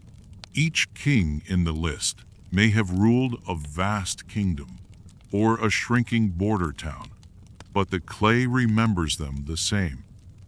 All kings are equal before time. In this way, the Sumerian King List teaches us something profound, that power, though mighty, is fleeting, that greatness, though vast, can be held in a single line of text, and that what truly matters is the thread that binds the sacred continuity that links the first ruler of Eridu to the last scribe of Babylon. The path of kingship continued long after Hammurabi, flowing like a quiet river through the hands of his successors. The dynasty he established held Babylon together for generations, even as pressures grew along its borders. Pressures from rising regional powers, from shifting trade routes, from the gradual passage of time that wears away at even the greatest thrones. The King List does not dwell on these changes. It notes the succession with simplicity. Samsu-iluna followed Hammurabi, ruling for 38 years, and then Abi-Eshu, who ruled for 28. Their names are engraved with the same dignity as those before. Yet in the wider world, their tasks were growing more difficult. The unity that Hammurabi had forged began to strain. New city-states stirred, and ancient rivals reawakened. But within the sacred lens of the King List, these disturbances are quieted. There is no lamentation for decline, no dramatization of fading power. Only the line continues. One ruler followed by the next, as if the act of recording was itself an offering to the divine, a way of preserving not just chronology, but meaning. Following Abi-Eshu came Ammi-Ditana, who ruled for 37 years, then Ammi-Saduqa for 25, and finally Samsu-Ditana, the last king of the first Babylonian dynasty, who held the throne for 31 years. With him, the long thread begun by Sumu-Abum quietly unraveled. The Hittites came from the north, a sudden and powerful force, and took Babylon in a single strike. It was a moment that shattered the illusion of permanence. But the King List, in its calm detachment, does not flinch. It acknowledges the end with no more drama than it gave the beginning. What followed was a time of flux. The Kassites, a people from the Zagros Mountains, began to settle in the Babylonian region. For generations they had lived on the periphery, traders, warriors, border dwellers. Now they would rule, and the King List welcomed them. Though foreign in origin, they were woven into the sacred chronology. Kingship, after all, was not about ethnicity. It was about holding the flame. The Kassites, too, would become stewards of that ancient light. The dynasty of the Kassites would prove long and stable. The King List tells us of Agum II, who restored the statue of Marduk to Babylon, a symbolic act of returning divine presence to the city.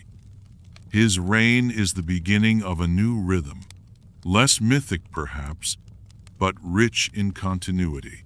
Other Kassite kings followed: Burna, Buriash, Kurigalzu, Natsi, Marutash. Their names less known to most, yet preserved with care. They built, they governed, they prayed. Their reigns were not marked by the grandeur of gods walking the earth, but by the steady work of keeping civilization intact. Kurigalzu, I remembered for constructing a new capital, Dur Kudigalzu, left behind palaces, archives, and ziggurats. His rule, like those before him, was measured not just in years but in alignment. Alignment with the heavens, with the land, with the enduring memory of those who ruled before. His son, Kadashman Enlil, ruled after him, and the list continues, silent but steady. The Kassite period was long over 400 years longer than many remember, and in its quiet strength it reflected something deeply Sumerian, stability, ritual, the renewal of temples, the preservation of tradition. Even as the language changed, even as new gods were honored alongside the old, the pattern endured. The kings came, ruled, and passed the flame. The king list never stopped watching. With the Kassite dynasty deeply rooted in Babylonian soil, the rhythm of kingship found a calm and enduring tempo. This was no longer the age of 36 zero-year reigns, nor the mythical journeys of eagle-backed ascents to heaven. This was the age of continuity, one where time was measured by grain harvests, temple restorations, and the seasonal rites that ensured cosmic harmony. The King List, now a chronicle of measured legacy rather than mythic grandeur, adapted without hesitation. Its voice remained unchanged. Only the names shifted. Among the Kassite rulers, Burnaburiash II stood out for his diplomatic reach. He exchanged letters with pharaohs of Egypt preserved today as part of the Amarna letters, in which he addressed them as equals. He sent gifts, including lapis lazuli and fine horses, in return for gold. In these texts, we see the reflection of a king deeply aware of his place in a vast, interconnected world. And yet, the King List mentions him just as it does all others. Name, span, no elaboration, as though reminding us that even diplomatic brilliance must pass into silence eventually. Then came Kashtiliash IV, who would find himself caught in the winds of change. His reign saw tension with Assyria, another rising power to the north. The Assyrian king Tukulti-Ninurta I would eventually invade Babylon and take Kashtiliash captive, an event that rippled through Mesopotamian history. But again, the King List remains still. It does not stir with war. It records the name. It marks the time. It lets the clay speak without commentary. As the Kassite dynasty weakened, Babylon entered a period of fragmentation. Dynasties rose and fell in quick succession. Sealand kings ruled the marshlands in the south. Isin once again tried to reassert itself. The list grows more complex. Some versions become fractured, others incomplete, and yet, the effort to maintain the chain of rulers never stops. Even when power splinters, even when the clay tablets are cracked or scattered, the intention remains the same: to preserve the flow of kingship, however fragile it may become. And then, amid this complexity, the city of Babylon rises again, not with a single name, but with a renewed spirit. The second dynasty of Isin gives way to the Bazi dynasty, then to Elamite influence, and finally to the dynasty of E, short-lived, obscure, but still included. The scribes kept writing. The sacred ledger was never closed. As long as someone held a stylus, the record would continue. Eventually, the Neo-Assyrian Empire would cast its shadow over Babylon, ushering in new kings, new gods, and new orders. But even then, in the archives of Nineveh, in the great library of Ashurbanipal, copies of the Sumerian King List were preserved. This tells us something profound. Even when Babylon was under the rule of outsiders, its history, the divine thread, was not erased. It was studied, respected, replicated. The King List, by this point, had become more than history. It was a sacred artifact, a record of sacred legitimacy, a mirror of a belief that rulership, wherever it occurred, was part of something ordained, something cosmic, a pattern so deep it outlasted languages, dynasties, and even gods. And still, the list endures. Through war, through peace, through silence and song. It speaks not of glory, but of memory, not of conquest, but of continuity. In this simple list of names and years, the soul of a civilization still breathes.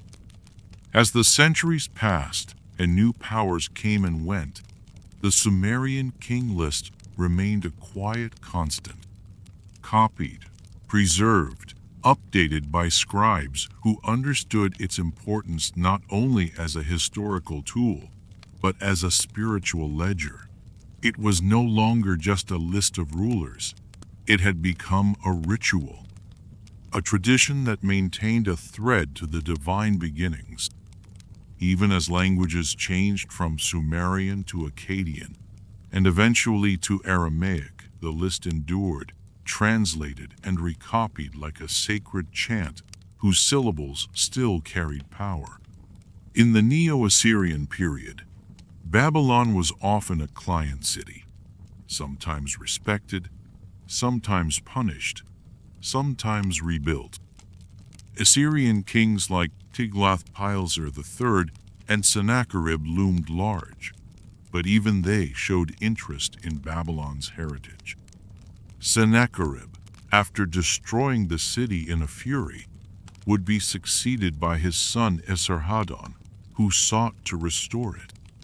Perhaps in recognition that Babylon's identity could not be extinguished by fire or conquest, its memory and its kingship were too deeply rooted.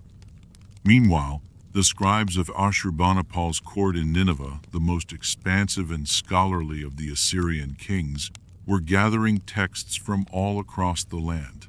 They collected myths, omens, prayers, and among these, copies of the Sumerian King List.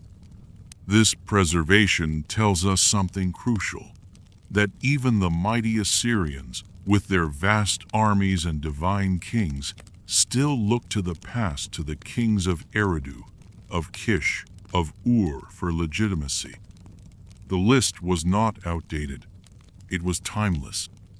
And perhaps they knew, as we now sense, that the King List was not just a tool of statecraft. It was a meditation on transience, on how time passes, yet leaves marks. It reminded rulers that even their names, no matter how glorious, would one day become part of a quiet line of clay. That one day, their reign too would be summarized in a single span of years, nestled among thousands of others in the soft script of cuneiform. With the fall of Nineveh and the collapse of the Assyrian Empire in the late 7th century BCE, Babylon rose again, this time under native Chaldean rulers. The Neo-Babylonian Empire was born, and with it came one of the most celebrated names of the ancient world, Nebuchadnezzar II. His reign marked a final great flowering of Mesopotamian culture. The King List includes him, not with grandeur, but with the same unshaken rhythm as all who came before. Nebuchadnezzar ruled for 43 years. He rebuilt Babylon on a scale unseen since Hammurabi, restoring temples, refortifying walls, constructing the famed Ishtar Gate, and raising the ziggurat at Timananki, believed by some to be the inspiration for the Tower of Babel. His name appears in biblical accounts, in inscriptions, in awe-filled praises. But in the King List, it is simply a line, a whisper, a reminder that no matter how grand the reign, time places all kings in the same current. Following him came Amel-Marduk, then Neriglissar, and finally Nabonidus, the last true king of independent Babylon. Nabonidus is a peculiar figure. He left Babylon to reside in the distant oasis of Tema for many years, engaging in religious reforms that displeased the priests of Marduk. His absence gave rise to his son, Belshazzar, who ruled in his stead and whose fate was later immortalized in the writings of foreign cultures. These reigns marked the end of an age. But the King List continued. Even as Babylon's independence faded, the ritual of kingship was honored. The fall of Babylon came not in fire, but in silence. In 539 BCE, the Persian king Cyrus the Great entered the city peacefully. The people welcomed him. The priests of Marduk praised him. And Cyrus, wise in the ways of legacy, did not destroy Babylon. He embraced it. He took its gods, its rituals, its language of power. He allowed exiles to return home. He restored temples. He positioned himself not as a conqueror, but as the next rightful king in the line, and the King List acknowledged him. Though he came from Persia, Cyrus was entered into the tradition. Kingship, according to the logic of the King List, was not bound by race or region. It was bound by reverence. As long as a ruler honored the gods, maintained the rites, and upheld the cycle, he could be part of the great procession. So Cyrus, and his son Cambyses, and his successors would all find places in later versions of the list. Their reigns folded into the sacred pattern. And still, the scribes wrote, even as the old temples faded, and the language of cuneiform became a scholar's tongue rather than a living one, the King List survived. It moved from Sumerian to Akkadian, from clay to parchment. Its function changed. It became a relic of the past, a curiosity to some, a treasure to others, but it was never discarded. Because the list had become more than a record of kings, it had become a mirror of time itself. One must imagine the last scribes, working in dim corners of temple libraries, copying the names once more, adding new ones, adjusting spans, preserving the sacred rhythm even as empires crumbled around them. To them, each line was a prayer. Each king, however brief his reign, was part of something infinite, a fragment of eternity held in clay. Eventually, Babylon would fall again, this time to Alexander the Great, and though he too honored the gods and the city, his reign was short.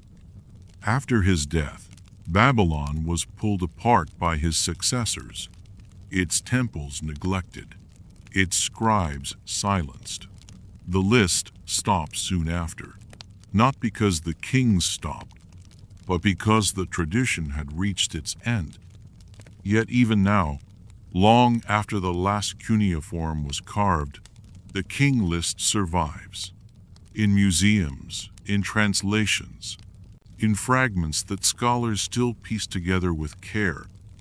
And through it, the voices of Ululim, Etana, Gilgamesh, Hammurabi, and Nebuchadnezzar still speak. Not in proclamations, but in stillness, in names and numbers, in the rhythm of rains that rise and fall like the stars above the ziggurats they once built. The Sumerian King List, in its quiet way, reminds us that time is sacred, that memory is worth preserving, and that even the longest reign must one day become a line in a list, waiting to be read once more.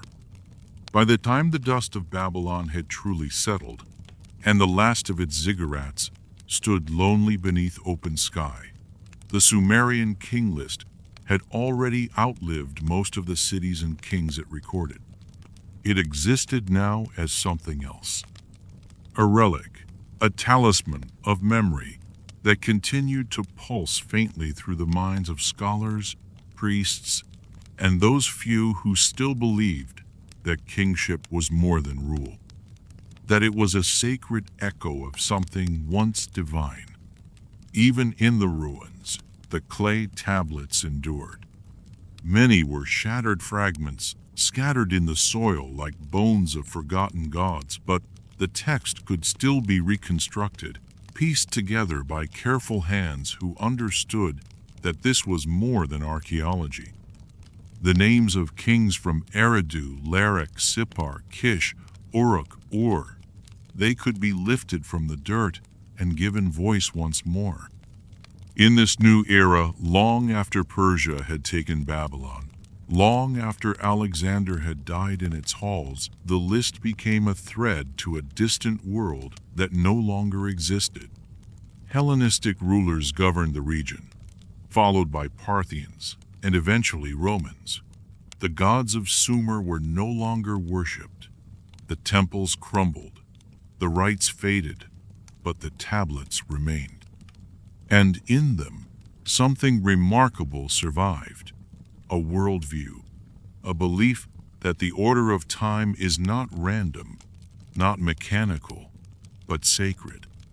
That kingship itself is not just an accident of power, but an expression of cosmic harmony. The Sumerian King List preserved this belief without preaching it. There are no commandments in the list, no moral instructions, only the steady beat of names, years, cities, each one carefully placed, as if they held the fabric of the world together. Some versions of the list added later dynasties, Achaemenid kings like Darius and Xerxes, Alexander himself, and even Seleucid rulers who spoke Greek, not Sumerian. These additions show that the King List had become something more than local memory. It had become a universal structure, a way to fit all rulers, no matter their tongue or temple, into a story that began when kingship first descended from the heavens. The final entries of the list become thin, the lines grow faint, and then the record stops. Not with a declaration, not with a collapse, simply with silence. The last tablet breaks. The names cease. And yet, in that stillness, the list continues not on clay, but in the minds of those who encountered it centuries later. In the modern age, it would be scholars, not priests, who would pick up the trail. The discovery of the Sumerian King List in the 20th century, first from the ancient site of Nippur, then from Susa, Ashur, and other once great cities, opened a window into a forgotten way of thinking. Academics puzzled over the vast reigns. Alulim, with his 800 years. Alalgar, with 36, 0. These were not lifespans as we understand them. They were signals, expressions of sacred time, prehistory encoded in number, myth, and memory. To some scholars, they represented mythologized ancestors. To others, symbolic placeholders, marking the passage of dynasties before the flood. But to those who listened more quietly, the numbers whispered something deeper, a remembrance of an age when the divine and the human were not separate, when rulers were both kings and cosmic custodians. Today, we no longer live in the world of temples and sacred kings. Our rulers are not chosen by the gods, but by vote or blood or conquest. The ancient cities have vanished into the sand. The language of the King List Sumerian cuneiform is now studied by only a handful of scholars across the world, and yet the list still speaks. In museums and archives, fragments of the list lie under glass, silent but present. Digital replicas now travel across the internet, their ancient marks preserved in code and pixels. Translations render their meaning into modern tongues, and with them comes the strange sensation of standing outside time, of looking back at a world where history was not simply remembered, but sanctified. What is it about the King List that continues to hold our attention? Perhaps it is the mystery of its earliest entries, kings who reigned for millennia, whose cities are long lost, whose names feel like echoes from before history began. Perhaps it is the unbroken sequence, the chain of rulers that links mythical figures with historical emperors, all treated with the same reverence, the same silence. Or perhaps it is the feeling that we too are part of this story, that even now, in a world lit by screens and satellites, we are still walking within the shadow of ancient rhythms. We still measure our lives in spans. We still build monuments. We still seek meaning and rule.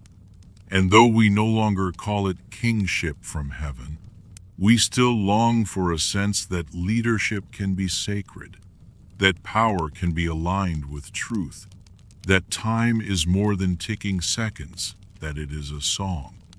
The Sumerian King List invites us into that song. It does not tell us how to live. It does not command or threaten. It simply presents the past in sacred order. And in doing so, it opens a space for reflection. What kind of rulers do we remember? What kind of time do we inhabit? What happens when we forget the names that once shaped the world? And, more deeply, what would it mean to remember time not as a straight line, but as a circle, one in which the past is never truly lost, only waiting to be spoken again? In the quiet chambers of modern libraries, where clay tablets rest beside scholarly notes, that question still lingers. A stylus once etched it into wet earth, now it floats in the air. Ancient, unanswered, eternal. To read the Sumerian King List is to trace the movements of a sacred thread through the fabric of human history. It is not simply a record of who ruled and when. It is a meditation on the endurance of order amid the shifting sands of chaos. The scribes who preserved it were not chroniclers in the modern sense. They were keepers of a deeper rhythm, one that began with the descent of kingship from the heavens and carried forward, name by name, through the rise and fall of cities, dynasties, and dreams. As we look upon its structure, we see that time in this tradition is not linear. It bends, it expands and contracts. The early kings ruled for tens of thousands of years, numbers that defy biology, yet resonate with something beyond logic. These immense spans may have once reflected not time as we count it, but status, proximity to the divine, a cosmic resonance that cannot be captured by days or years. The first kings were not merely human rulers. They were living expressions of order given form. And after the flood, the great dividing line in the list, time shifts. Kings still reign for hundreds of years, but the scale begins to descend, gently, gradually, with each new dynasty. This descent is not a fall from grace. It is an echo fading into distance, a memory growing more human with every step. What begins in myth transitions slowly into history, as the reigns of kings begin to align with archaeological findings, with inscriptions, with the first recorded laws and battles and treaties. Yet even in the more historical sections, the list preserves its sacred tone. Gilgamesh, who appears both in the King List and in epic poetry, is named simply his 126-year reign, noted without embellishment. The scribes never felt the need to explain. The weight of his name, like all the others, speaks for itself. He, too, was part of the chain. A king, a seeker, a story passed down through time like a flame carefully carried from torch to torch. This sacred flame flickers, but it never extinguishes. Through the Akkadians, through the Gutians, through the third dynasty of the torch passes, always carried forward by the next figure in the line. The cities may change, the language may evolve, but the idea remains. There is always a keeper of kingship. Someone chosen, whether by gods or fate or tradition, to hold the place of the divine on earth. And this is what makes the King List more than a list. It is a structure for understanding power itself, not as dominance, but as stewardship. To rule was not simply to govern. It was to hold a sacred responsibility. Each king, in taking up that mantle, stepped into a role that echoed with the voices of those who came before. And the list preserved that echo, so it would never be lost. Even as we read it now, so many thousands of years later, we are touched by that same continuity. We do not know the voices of the scribes, but we know their silence. We cannot hear their prayers, but we can feel their devotion. In their work, something of the divine still lingers, not in the scale of the numbers, but in the act of remembrance itself. The silence between each entry in the King List carries its own kind of gravity. For the ancient scribes, nothing needed to be said beyond the name, the city, and the length of reign. That alone was enough to mark a life, enough to honor the presence of a ruler who, for a time, held the world in balance. And yet, beyond the text, each of these names opens into a vast, invisible landscape. Each king, no matter how briefly mentioned, lived within a world of ceremonies, of temples echoing with chants, of dreams and omens interpreted by priests, of laws spoken beneath the moonlight before a gathered people. The kingship of Sumer was never simply about building or commanding. It was about holding open the space between the human and the divine, and tending to it as one would tend a sacred fire. What makes the King List so extraordinary is how it refuses to impose a narrative. It offers no explanations for rise or fall. It does not tell us why kingship moved from one city to another. It does not judge. The transitions from Eridu to Bad Tibira, from Uruk to Sippar, from Shuruppak to Kish are recorded with the same neutral reverence. The absence of commentary becomes its own form of sacred respect. The list exists beyond opinion. It is pure continuity. This absence also invites us to imagine, to step into the spaces between names and wonder what worlds they held. What visions led a king to rule wisely? What storms of fate cast another into ruin? These are questions the King List never answers, and in doing so, it becomes timeless. It remains open, not a closed chronicle, but a living invitation. In many ways, the King List mirrors the temples it once served. It is constructed, layer by layer, with care. It rises from a sacred foundation, reaching upward through levels of reign and rule.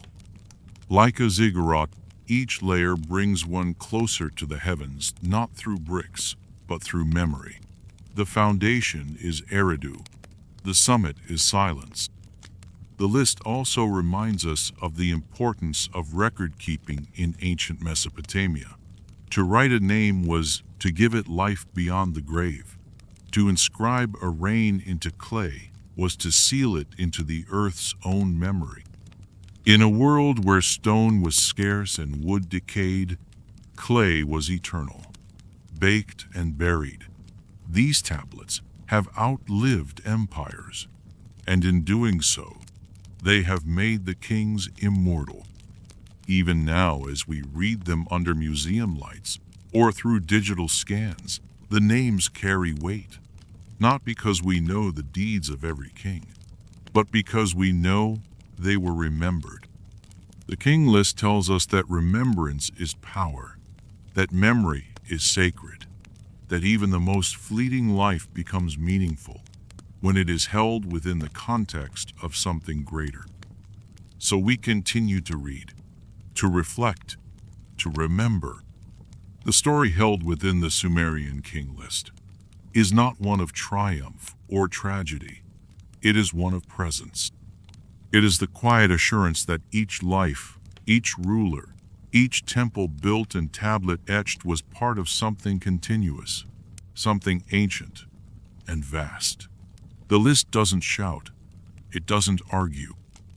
It simply continues undisturbed by war, unshaken by the fall of cities, untouched by the centuries that layer themselves over the ruins of civilization. And so, we follow the rhythm, deeper still, into the final dynasties of Babylon. The list begins to include rulers whose names are more familiar to modern ears, names found in Greek accounts, in Persian royal inscriptions, in the books of later empires. Yet the King List does not change its tone for them. It offers Darius, Xerxes, Artaxerxes, and even Alexander of Macedon, not as conquerors or foreigners, but as part of the same current. It is as though kingship itself had ceased to belong to one people or land, and instead had become a mantle any chosen man could wear, so long as he honored the pattern, so long as he stood in that ancient line. When Cyrus the Great entered Babylon, he did not claim it as a spoils of war.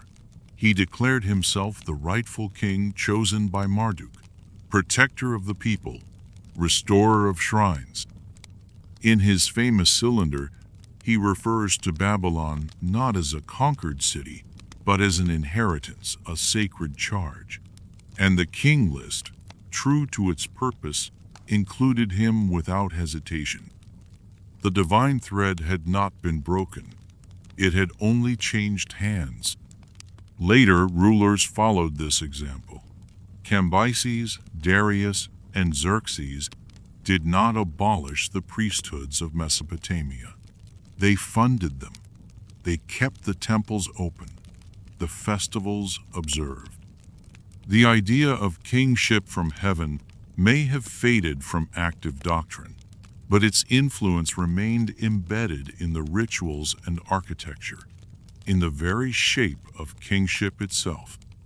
The kings of Persia stood not only atop thrones of the present, they stood within the echoes of Sumer.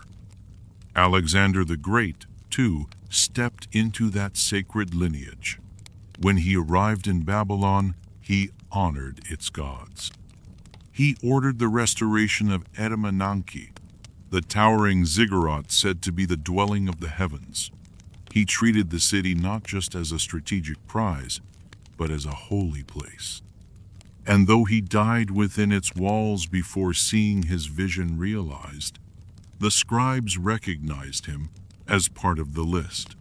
His name, like the others, was added with solemn care. He had held the flame, however briefly. But after Alexander, The sacred order began to unravel. His empire shattered, divided among generals who had little connection to the old Mesopotamian rites. The Seleucid kings ruled from foreign cities, speaking Greek, revering different gods. Babylon still stood, but its soul had begun to slip away. The ziggurats crumbled, the temples grew silent, and eventually the scribes stopped writing. The King List, like the kings themselves, came to its end not in flames, but in stillness. And yet, even in stillness, the list did not vanish. It survived, hidden in the earth, buried in layers of dust and time, waiting for hands to lift it back into light. Thousands of years after the last king had ruled, archaeologists would begin to uncover the broken tablets. In shattered cities with names like Nippur, Larsa, Ashur, and Sippar, pieces of the list emerged from the soil, intact in spirit though fractured in form. It was not one tablet, but many. Versions varied. Some included more kings, some fewer. Some rearranged the sequences. Others corrected or expanded upon earlier lines. But the core remained unchanged, a list of rulers stretching back beyond the flood, beyond time as we know it, into an age when the boundaries between man and God were still soft and shifting. What fascinated scholars then, and still does today, was not only the grandeur of the ancient kings, but the purpose behind the list itself. Why preserve such a document? Why continue updating it long after the age of myth had passed? The answer seems to lie in the very bones of the civilization that created it. For the Sumerians and those who followed, time was not a straight line. It was a wheel, a sacred cycle. Every reign, every dynasty, every act of creation and collapse was part of a recurring pattern. To record that pattern was to ensure it would continue.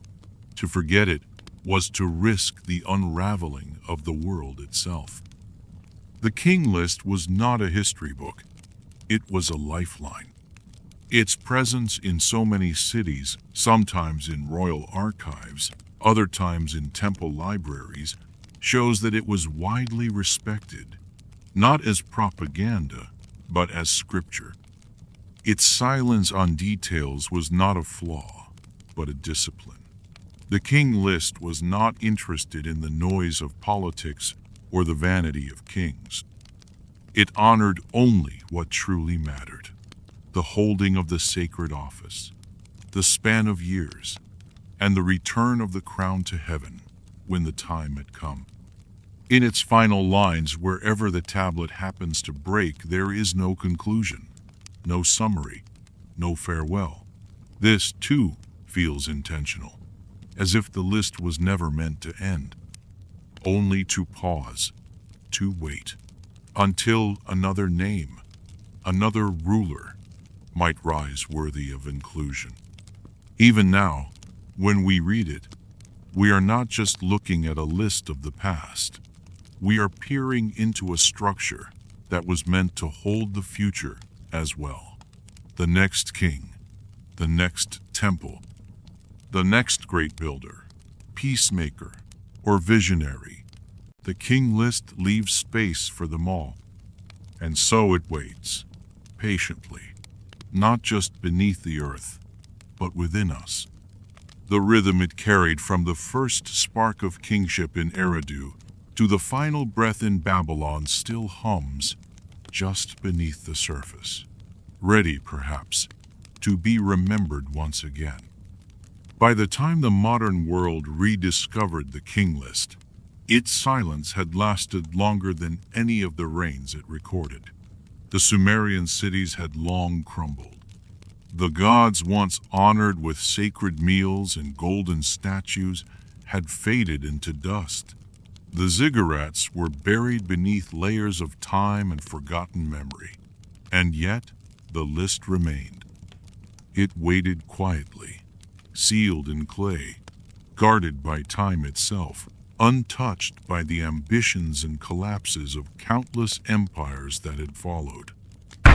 When the first tablets bearing its text were unearthed, no one immediately grasped what they held.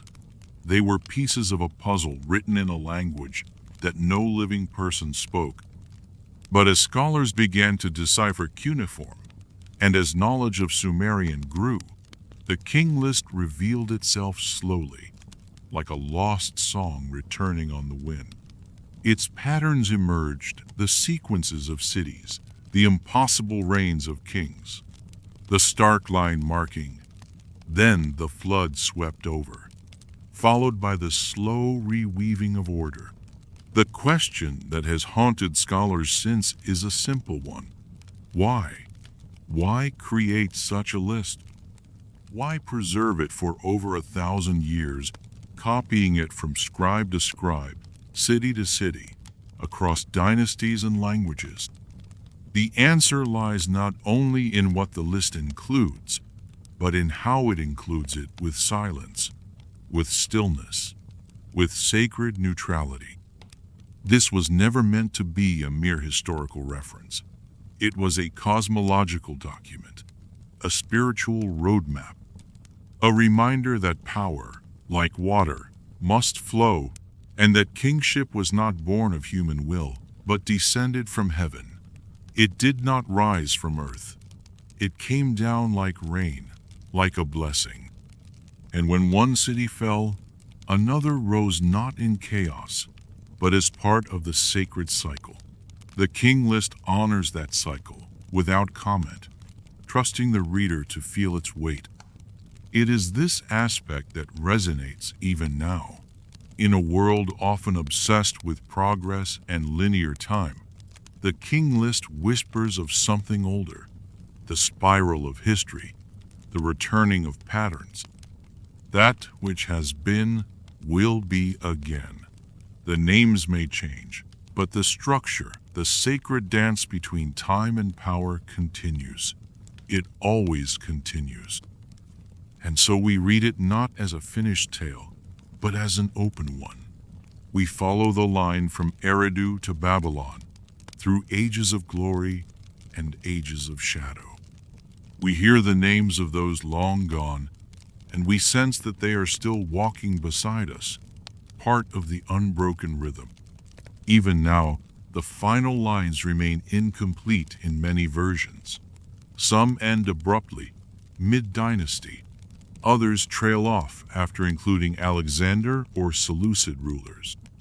A few versions are badly damaged, eaten by centuries of wind and soil, but even their fragments speak.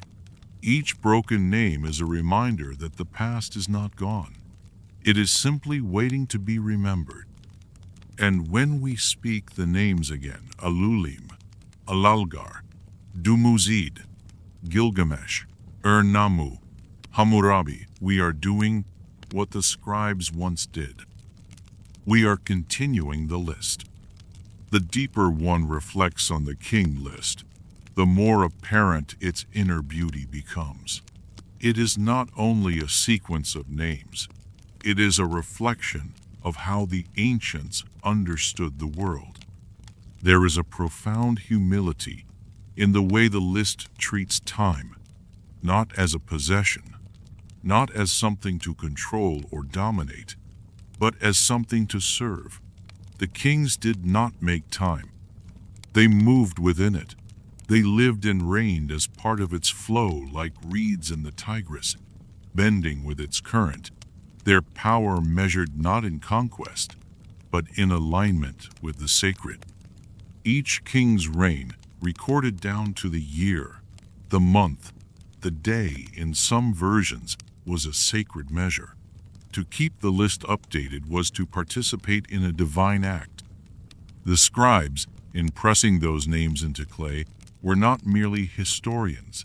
They were ritualists. They were preserving cosmic order through the act of remembrance. And it's in this remembrance that the king list becomes relevant even now. Not because we believe in kings who reigned for 800 years. Not because we expect to find every entry confirmed by excavation, but because it reminds us that memory is sacred, that the way we hold and transmit the past shapes who we are. The Sumerians understood that forgetting the order of kings was like letting the world slip off its axis. History was not just past, it was the architecture of the present. In modern times, we categorize, we divide, we speak of legend, myth, and history as though they were separate. The king list does not. It weaves them all together. The gods walk beside the kings walk beside the scribes, and all of them stand in the same line stretching from before the flood to the edges of empire. What does it mean for a civilization to see time this way? To feel that its kings came not from human inheritance, but from heaven? To believe that each new ruler was not a political shift, but a cosmic event? It changes how one views power, duty, responsibility. A king in this world was not the strongest man. He was the vessel of a divine order, and if he failed to honor that, kingship would pass silently to another city, another name. The gods would simply choose again. This belief didn't fade overnight. It lingered deep in the cultural soil of Mesopotamia, even after the gods themselves were forgotten, even after the temples collapsed, even after the scribes stopped writing. The memory of sacred kingship continued, and in some ways, it still does. We see it in myths retold, in literature inspired by Gilgamesh, in rituals of coronation that echo ancient ones without realizing it. The king list may seem silent now, but it is not finished. It was never meant to finish. It is a loop, a breath, a cycle, and it waits, perhaps, for someone to add the next line, not with a stylus, but with awareness, with the understanding that our time too will become memory, and that memory, lovingly preserved, is a form of eternity. As we move into the final stretches of the king list, we begin to sense more clearly its rhythm slowing not in urgency, but in reverence. The line continues, though fewer names remain, the cities are quieter now. The great dynasties have passed, their walls crumbled into sand, their gods silent, their kings long dust. Yet the king list still holds the shape of the sacred order. It breathes, faintly but steadily, with the pulse of memory. And here, in these later sections, the list becomes more than a record. It becomes a kind of ritual in itself, a chant of names, of years, of lineage. Not to glorify any one figure, but to honor the structure, the great unseen design that ties them together. The design that began when kingship descended from heaven and will not end, even as the world that created it fades. These final kings, often lesser known, sometimes mentioned only in passing in other records, are not diminished in the list's eyes. A king like Seleucus I, founder of the Seleucid Empire, appears just as respectfully as Gilgamesh or Naram-Sin. No details are offered, no deeds described. He is simply named. That is enough. For to be named in the king list is to be part of something beyond human achievement. It is to be remembered not for one's might, but for one's place. Each name is a brick in a ziggurat of memory, rising not into the sky, but inward into the depths of civilization's soul. And as the names grow fewer, the spaces between them grow more meaningful. They are not gaps, they are silences. And in those silences, we feel the presence of all that was not said. The prayers, the triumphs, the quiet passing of time. The Seleucid kings ruled Babylon from afar. The temples continued for a while longer, some restored, others repurposed, but their foundations were old. Their gods were already becoming symbols, shadows in the collective memory of a new world. Hellenistic rulers walked through the ruins of sacred cities, speaking Greek among Sumerian stones, unaware perhaps of the full depth of what had come before. Still, the King List made space for them. Even as Babylon declined, even as the scribes wrote their last lines, they honored the order, the cycle, the dignity of continuity. The idea that every king, no matter how distant from the gods of old, was part of a line that could be traced back to the moment when order first touched earth. And after the Seleucids, there were Parthians, later Sasanians. Empires rose and fell as they always had, but none of them continued the list. None returned to the ancient format. The sacred rhythm had been kept for as long as it was needed.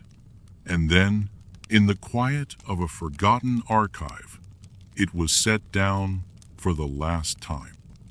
And yet, though no new names were added, the list never truly ended. It became part of something greater, not a chronicle, but a monument, a temple built in language. And as modern eyes rediscovered it, piece by fragile piece, it began to whisper once more. For modern scholars, the King List has been a source of fascination and debate. It bridges the impossible, connecting myth to archaeology, faith to fact. It speaks of kings who reigned for tens of thousands of years, and then kings we can find in the soil, in statues, in treaty inscriptions and battle records. The leap from legend to history does not happen suddenly. It happens gradually, softly, over generations, and the list captures that transition like no other document from the ancient world. It shows us that myth and reality are not opposites, they are companions. The early kings, with their vast lifespans and silence-shrouded deeds, live alongside figures like Sargon, Ur-Nammu, and Hammurabi. They are not ranked. They are not separated. They are part of the same song, with early verses sung in tones we no longer understand, but still feel. The King List teaches us to remember differently. It does not ask us to know every detail. It does not need monuments of stone. Its immortality is found in repetition, in the rhythm of name after name, year after year. It is through this rhythm that the Sumerians reached for eternity, not through conquest, but through order, not through fame, but through remembrance. This is why the list still holds power, not because it tells us what to think, but because it shows us how the ancients thought, how they saw the world, how they understood their place in it. They did not view history as a straight road, leading from darkness into enlightenment. They saw it as a cycle, a return, a sacred breath that moves through ages. And perhaps that is why, even now, we return to it, to feel the breath again, to let the names of kings long gone pass across our lips, to take part in a ritual of remembering that stretches back to the very first line, the line that says, "Kingship came from heaven," and with it, the responsibility to maintain the balance of all things, That balance may seem lost now. The world has grown louder. The pace of time has quickened. But the king list remains. It waits in silence, offering not answers, but perspective. And sometimes, that is more valuable than anything else. The names have grown thin now. The clay on which they were written is chipped, broken at the edges. In many versions of the Sumerian King List, the ending is less a conclusion than a fading, not a last chapter, but a slow dimming of the light. The sacred sequence, once passed from city to city like a divine torch, now rests quietly in fragments and shards scattered across museums and archives. And still, it speaks. The closing names offer little more than spans. We see kings whose reigns are measured in years, not centuries. Decades of rule in cities, no longer sacred. Under gods, no longer worshipped. And yet, the structure never collapses. The formula endures. Name was king. He ruled for number years. Kingship was taken to next city. These words repeated over and over are the steady breath of the document. They do not change with the winds of history. They carry on. This is where the king list becomes something almost spiritual. The document does not end in prophecy or in mourning. It ends in presence, in being. It tells us, subtly but firmly, that to remember is itself a sacred act. That to keep the line alive even in silence is to affirm the order of the universe. We do not know the names of the last scribes who copied the list. Their own titles are lost, but they understood what they were preserving. Perhaps they sensed that their work was being done at the edge of something, at the end of the age of sacred kingship. The gods were receding, the cities were falling, but the memory of order remained. And the king list, more than any temple or monument, was the place where that memory lived on. It became a shelter, a vessel, a clay-bound echo of the original act, the moment when kingship first descended from heaven. That moment, however mythical, is the true heart of the list. It frames everything. It is not meant to be taken literally. It is meant to be felt, to remind us that there was a time when power and holiness were one, when rule was not seized but received. From the sky itself, we are not asked to believe in the numbers. We are not expected to explain the vast reigns. We are simply asked to hold the pattern, to respect the continuity. And in that respect, something old and eternal is reawakened. The end of the king list is not truly an end. It is an open door. So what does the king list mean to us now? This quiet, ancient record that began in the mud temples of Eridu and ended in the shadow of Greek empires. It means continuity. It means devotion. It means that memory is not just a function of history, it is the sacred center of civilization. The earliest kings may not have existed as men. Perhaps they were stars in the firmament, myths made flesh, echoes of long-lost ancestors. Perhaps their 1,000-year reigns reflect the memory of a different world, one in which life flowed at a different pace, when the sacred and the real were not separate things but two sides of the same stone. We will never fully know, but the list does not ask us to know, it asks us to listen. It speaks in a language beyond words. The names, even when stripped of detail, carry a vibration like the ringing of a bronze bell. Alulim, Alalgar, Enmenluana, Ensipad Zid Ana, Dumuzid the Shepherd, Etana, Gilgamesh, These names were not meant only to identify, they were meant to invoke. In some ways, the King List is a temple without walls, a structure you enter with your mind and your breath. Each name a step, each reign a chamber, and as you pass through it, something shifts. You begin to feel not only the length of time, but the depth of it. Not the years themselves, but what the years carried. Prayers, decisions, births, offerings, dreams. And it's in that reflection that the King List truly speaks to our age. Because now, more than ever, we are surrounded by noise, by timelines and headlines and countless names, fleeting and forgettable. The King List is the opposite. It slows us down. It tells us, this is how you remember. This is how you honor time. With patience, with reverence, with simplicity. The names continue to echo, not because of what each king did, but because someone took the time to write them down, to record their years, to preserve the order. In doing so, they gave us a gift, a map of human memory, traced not by events, but by presence. In the end, the King List is not only about the past.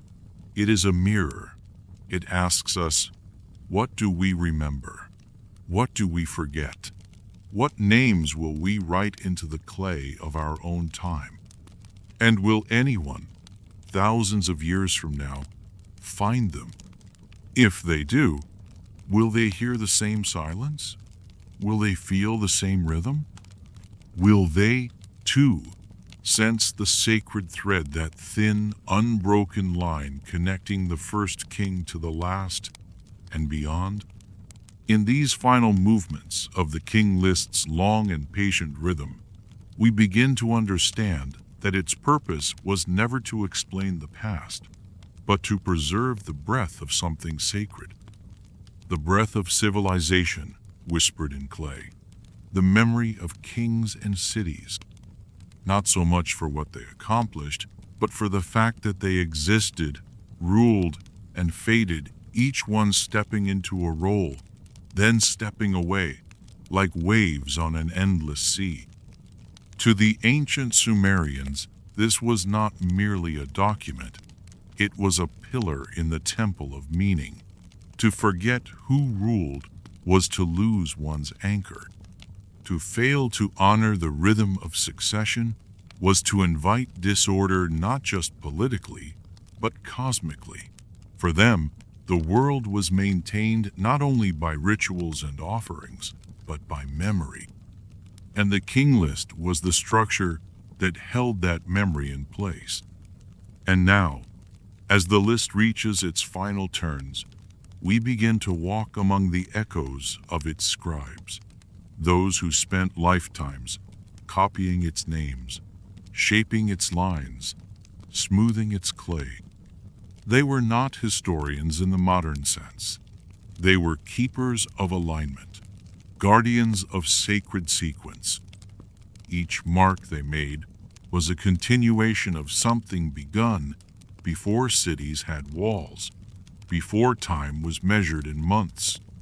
Imagine one such scribe, seated in a temple chamber, light filtering through a narrow slit in the wall.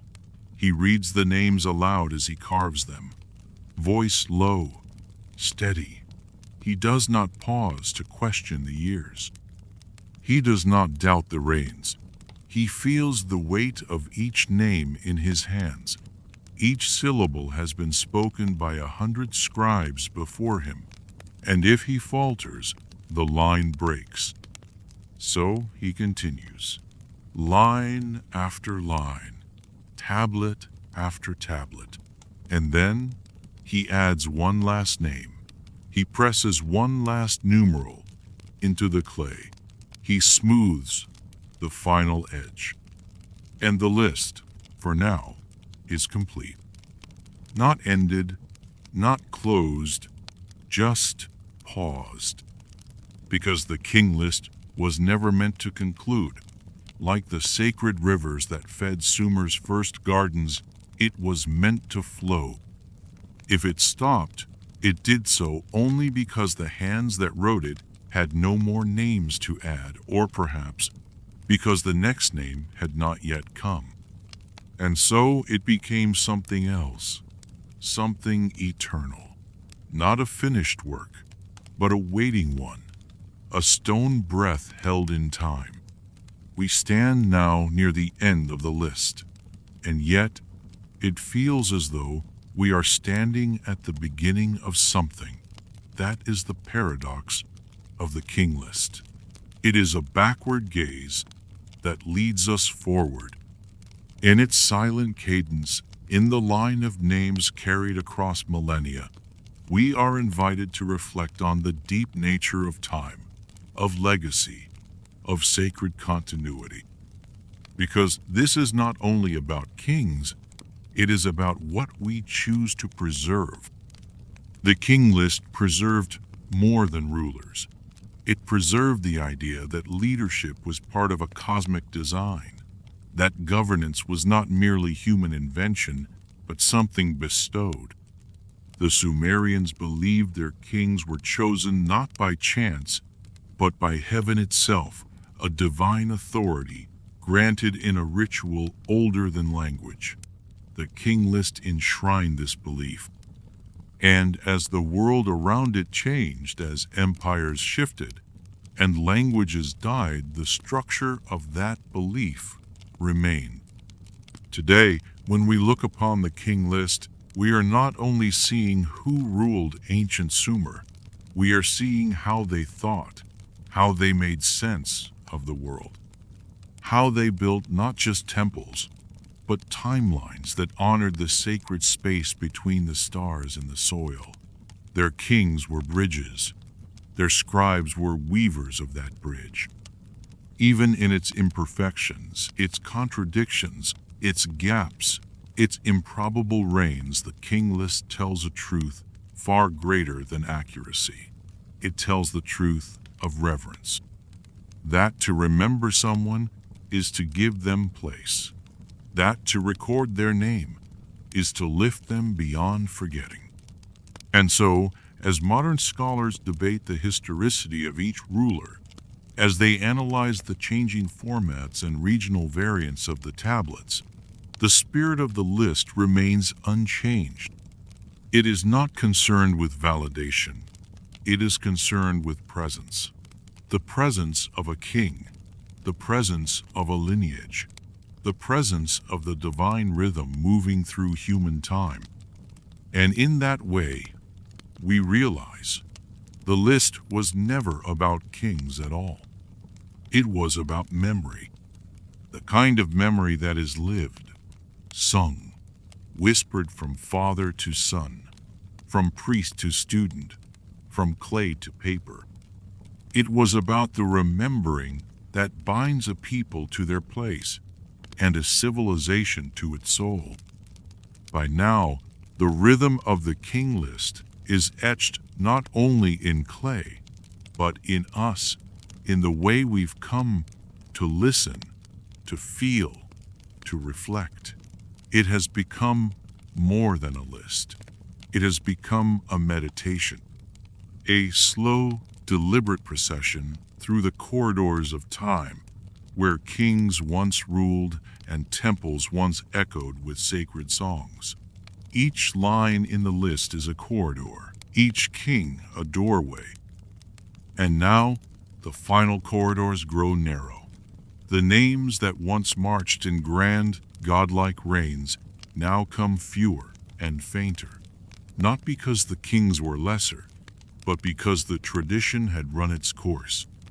The practice of recording kings in sacred order, stretching back to myth, had begun to dissolve. A new world was forming, one where power would be measured in treaties and currencies, not divine descent. Still, the king list held on. Some versions continued to include Greek rulers, the Seleucids, the last glimmer of the great line. But the magic had shifted. These kings, though placed into the pattern, felt further away. The connection to Sumer, to Eridu, to Sippar, to Uruk had grown thin. The scribes knew it. Their tablets grew shorter, more fragile. Fewer copies were made. Fewer names were added. The voice of the list became quieter, like the last light of a lamp flickering in a darkened temple. And yet, there was no despair in this fading, only dignity. The king list did not try to fight the coming silence. It simply entered it, as it had entered every reign before, with calm, with order, with reverence. Because the list had already fulfilled its purpose. It had preserved the memory of the first kings. It had honored the sacred cities. It had guided countless generations through the stormy seas of history. And now, as the last names were set into clay, it offered a final gift, the lesson that memory, held with care, becomes a kind of immortality.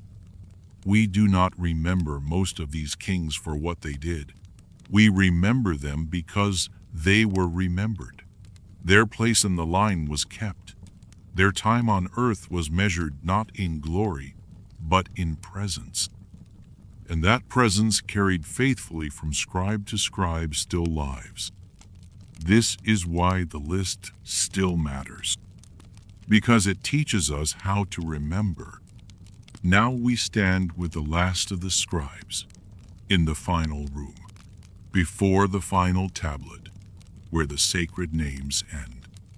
There is no curtain call, no final flourish, no voice from heaven declaring the work complete, only silence. And in that silence, something beautiful. The realization that the Sumerian King List was never a story with a beginning, middle, and end. It was a circle, a wheel of time, a sacred loop. The earliest kings ruled for tens of thousands of years not to impress, but to express a truth that before the world settled into the limitations of time, it was still cradled in eternity. Alulim, the first, his 800-year reign stands not as a fact, but as a symbol, a pillar.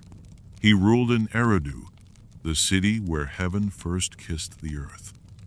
His name opened the gate, and now, thousands of years later, it still echoes through clay, through language, through silence.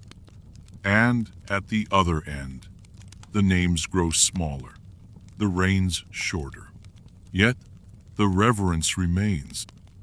Whether the king ruled for 1 year or 1,000, whether he governed Sumer or Babylon, or a fading outpost of empire, the list remembers him the same way. He was king. He ruled for X years. There is no hierarchy in this remembrance. There is only rhythm. That rhythm is the gift. For in it, we are reminded that all things pass, all kings fall, all cities turn to dust. But the memory, if held gently, survives. If we write down the names, if we speak them again, if we honor the order, even in its brokenness, it lives. That is what the King List leaves us. Not power, not prophecy, not certainty, but continuity. The knowledge that someone long ago believed that time was sacred and took the time to preserve it. That every name, no matter how ancient, once belonged to someone who walked the earth, looked at the stars, heard the hum of a temple drum, and wondered as we do what came before, and what would come after. We have now walked the full length of an ancient corridor, one carved not in stone, but in memory, and lined with names that stretch from myth into history, from the stars down into clay. The Sumerian King List, even in its silence, has spoken more than we might first realize. It has offered not merely information, but transformation, a different way of seeing time, of valuing memory, of understanding kingship not as a title, but as a sacred thread. Alulim, Alalgar, and Menluana, names that emerge from the mists of prehistory, reigning for thousands upon thousands of years. To the modern mind, they may seem fantastic, implausible, but to the ancient mind, they were not only possible, they were essential. These were not just rulers, they were anchors. They marked the beginning of time itself. The world, as the Sumerians understood it, began not with chaos, but with kingship, not with struggle, but with order. The King List teaches that the world's story is a story of rule, not domination, but stewardship. Each king inherited not just a throne, but a cosmic role. To govern meant to maintain the sacred balance, to align one's reign with the will of the gods, with the cycles of the heavens, with the life of the land. A failure to do so could lead to collapse, not just of cities, but of harmony itself. But the King List never condemns. It does not point fingers or call out tyrants. It remembers all kings equally. It gives each of them a line, their city, their reign, their place in the sacred rhythm. And then it moves on, with the same gentle silence.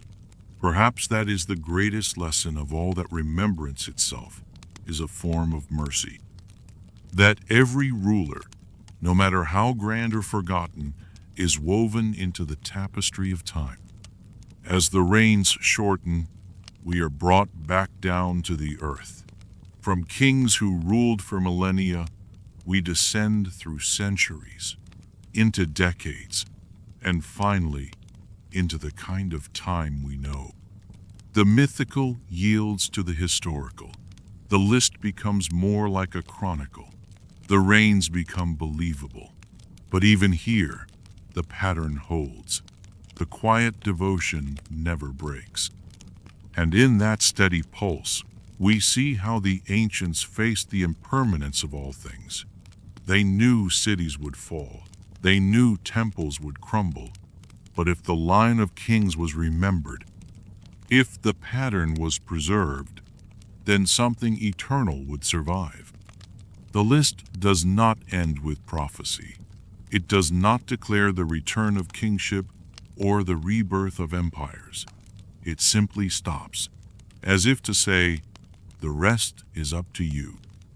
And so here we are, at the edge of the final tablet, the last name carved, the last reign measured, the clay now dry, the stylus long set down. What remains is not a conclusion, but a presence. The list does not give closure, it gives continuity.